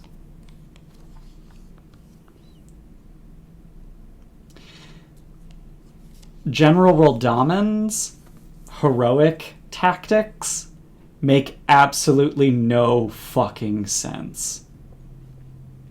Like, they look great in the freeze, and they are clearly fabricated by someone with no knowledge of warfare. Taargck is consistently praised for successes, just depicted as having done a thing, and there's no actual indication of what he did to achieve that thing. That the victories are shown, but not the struggle to get there. And Yuli is the exact opposite. Yuli is shown being a diplomat, and yet the peoples that he's supposedly speaking to are just not ever depicted as being united or together, and in fact they're shown breaking off from the quest for Sky, or from the group at least, to go their own way. Whether they're abandoning the quest for Sky or have ideas about how to do it better.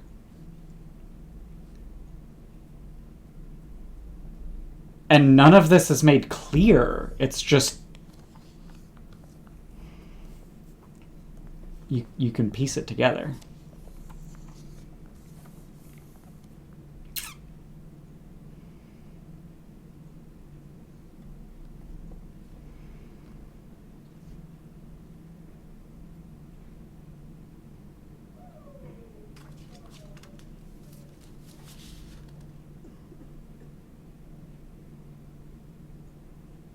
So I said Yuli, the diplomat, but it's Hrungal. Hrungal Iron Eye was the diplomat.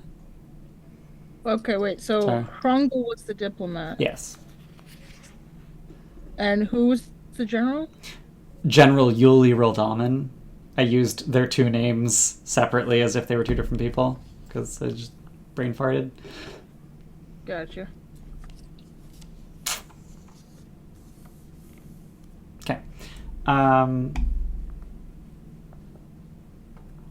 Grom, it doesn't matter what your question is. You failed. You got no info. I am. My brain is frying. Baroom, did I answer your question? I wanted to, with occultism vibe, check the statues to figure out which stone hates Taargick's stone the most. Right. Or, where's the most animosity coming from in the statuary directed at Taargick?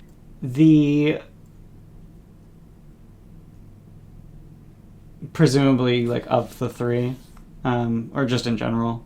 I'm trying to dowsing rod it, but Okay. I'm assuming I'm going to wind up near the three. Sure.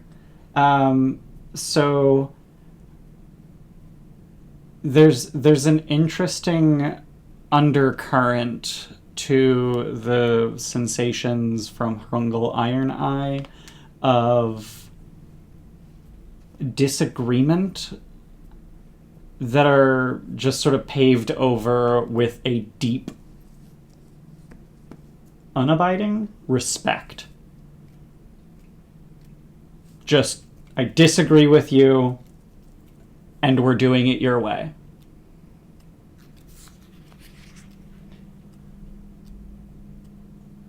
And Fergaz kind of has the opposite. Where they agreed on something, but chose or felt differently about what to do about it.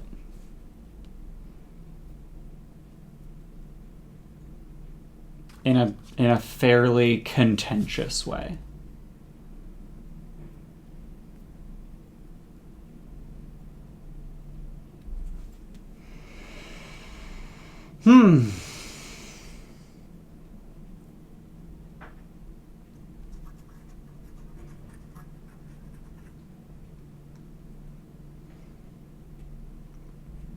I don't know if you are having, I am having a lot of fun with this. I'm very glad. I am having fun. My brain is melting. Yeah. Yeah. Hearing the fly buzzing in my ear every 6 minutes is not helping, because it makes me feel like my brain is full of flies. It makes me feel like my brain is a rotting corpse. Oh, just slowly going to rot. Have you ever seen those open air markets with meat, raw meat on sticks? Yeah. With flies buzzing? That's what I'm picturing. Yeah. I'm just gonna turn that down because it's a little disconcerting. Anyway, so round 8. The only thing left is statues. I have an idea. I'm scanning for info I haven't already given you is the thing. Oh, okay.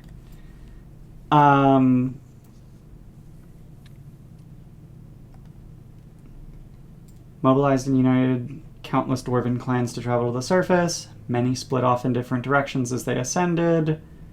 Felgen is one of several kingdoms deep in the Darklands. Prosperous, even idyllic. Reticent to leave.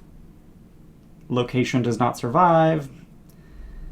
Closest companions, Hrungal, Fergaz, Yuliral Daman.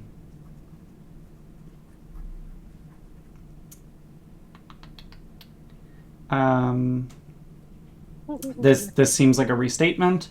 Schisms and internal conflicts during the centuries-long quest for Sky. Some dwarves wanted to settle down at the halfway point or turn back altogether. Some abandoned Taargick's path and ventured in different directions. Oh,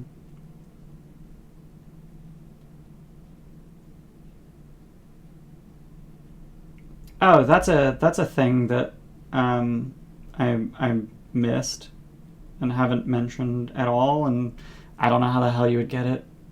I don't know what questions you could possibly ask where I would answer this, but you have 3 rounds left, and you need 4 points to just max it out completely. I think I'm gonna go ahead and say you win. Just short circuit it. You're gonna get those 4 points in the next 3 rounds. You got it. So I'm gonna just give you any information I find in here that I haven't already. Namely, an undercurrent in all of this is there was so much bloodshed. There was so much fighting. Just obscene amounts of warfare. Because... Orcish? What's that? Orcish bloodshed? Or dwarf on dwarf? Both, and also Zolgaths, and also Ulatkini, and also Nomesh. Oh, they just be okay. So when I editorialized to say war crimes, and you went, I didn't say that. We can surmise now war crimes. A war crime the first time. That's terrifyingly true.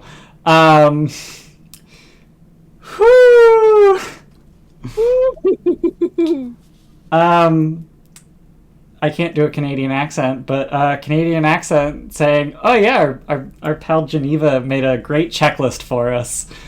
Oh yes, it did. The Geneva objectives, yeah. Yeah. This warfare is depicted as righteous warfare. A crusade, if you will. Crusades, yeah. And nowhere in the art does it suggest that war crimes are happening, just that war is happening, and war is bloody. And it makes it very clear why it took hundreds of years for the quest for Sky to happen. Because you cannot move a people, or even multiple peoples, because they were disparate clans, through a region without conflict.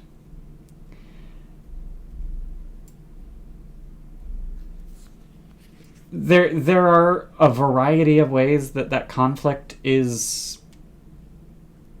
navigated throughout the quest for Sky. Almost always through bloodshed, but very different battle tactics evolved and went out of favor, and evolved and went out of favor during the quest for Sky. And the reasons for that are left unclear. But that is a huge detail that has just not come up at all.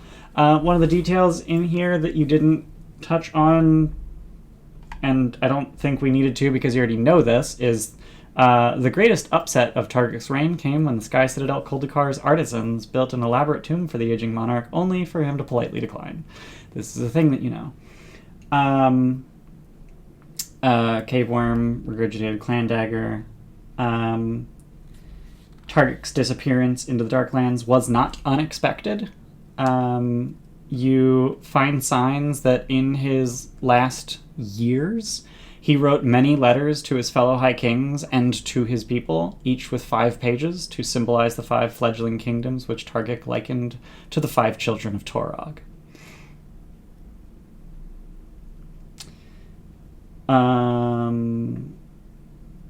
Yeah, that's the only stuff you didn't fucking get. You got so many things. It didn't answer my question, which is good. It means it was the wrong. Did you say it didn't answer? The question was there a Yoko Ono figure amongst the 4 companions? I'm being like, did Taargick have like a Taargick? Did Taargick have like a wife of some kind, or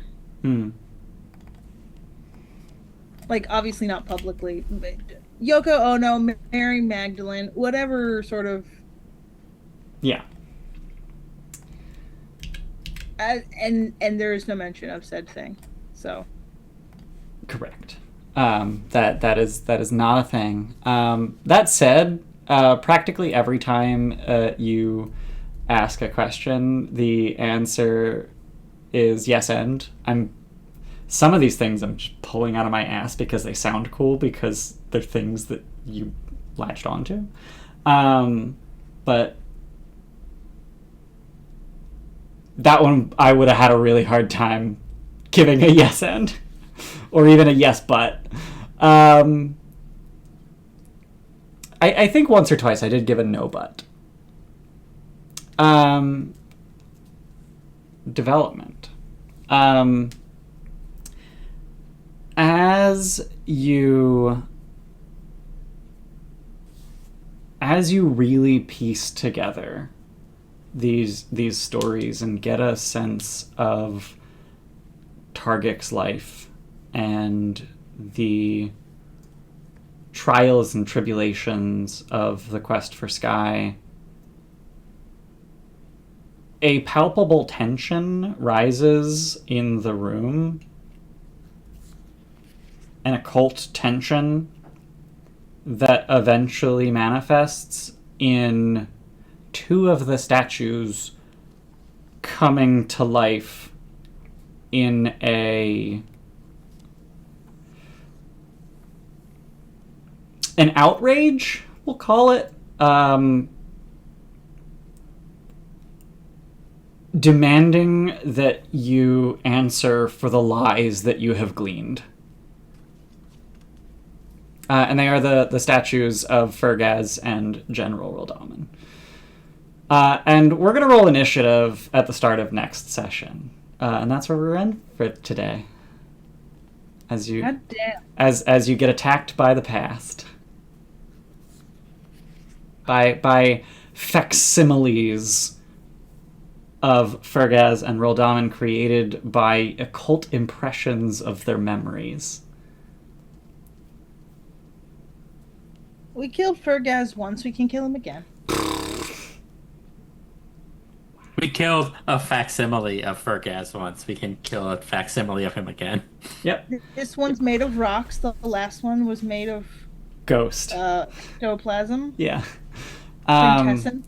Whatever. Yeah. And a detail that you are aware of about these sort of animating occult impressions, these haunts, is that they are very much informed by impressions that people have of them, rather than who they actually were in life. This is not their soul with all of the memories. These are... Yeah. So, like, if Fergaz was always depicted, like, fighting with his clan dagger, even if in life, he never used it in that way. The statue would like thrust and slash and wield it like that. Yep. Okay. Yeah. So we'll get to that next time on Pathfinder. Hopefully that research was fun for viewers. I had fun. I love just elongated question answer sessions. I was trying to get it down to 10 minutes per round, but we averaged pretty solidly 15 minutes a round, which not the worst. I think the family festival was like 25 minutes around. That was a little... If you amortize it across the lost rounds, because we just finished. Right. Yeah. Probably brings it back to maybe 12? 12 rounds, yeah. Or 12 minutes per round, yeah. Because it'd be 10 rounds, 120 minutes, 2 hours, yeah. That's where we'll end. I thought we'd get further. I think I, in my brain, just thought that the first half of the session, which was like an hour and a half, would be like half an hour. But we really expanded on it. We made that more of a moment, so I'm not upset about that. And that's the difficulty that I'm having with the pacing is like, I want the game to move more quickly, but also I don't want to cut anything. Because I enjoy everything we're doing. It's just... I appreciate when we agonize over taking the world seriously, yes, and not agonize over how do I do said mechanic. Correct. Yeah. Yeah. Absolutely. Which is why I'm very, very glad we have put it on the list. And we'll address those things after we end the session. Hopefully everyone had a good time. And if you didn't, sorry, I'll do better. If you're watching us on Twitch, check us out on YouTube. We have all of our episodes over there. This episode will be live tomorrow at 4 p.m. if I remember to do that. Sometimes I don't remember until Sunday. Sometimes I don't remember until Wednesday. Usually I get it done either like tonight or tomorrow. Oh, we have an ad in progress. That's amazing. Great. Who cares? If you're watching this on YouTube, check us out on Twitch. We're live every Wednesday at 4 p.m. Pacific, 7 p.m. Eastern. I think it's midnight UTC. I don't fucking know. Why do I mention time zones? America's the only country that exists. Fuck American exceptionalism. And if you want to talk to us because we're human beings and you like talking to human beings, join our Discord. It's discord.thegildedtroll.tv. And happy Pride. It's Pride. Pride flag.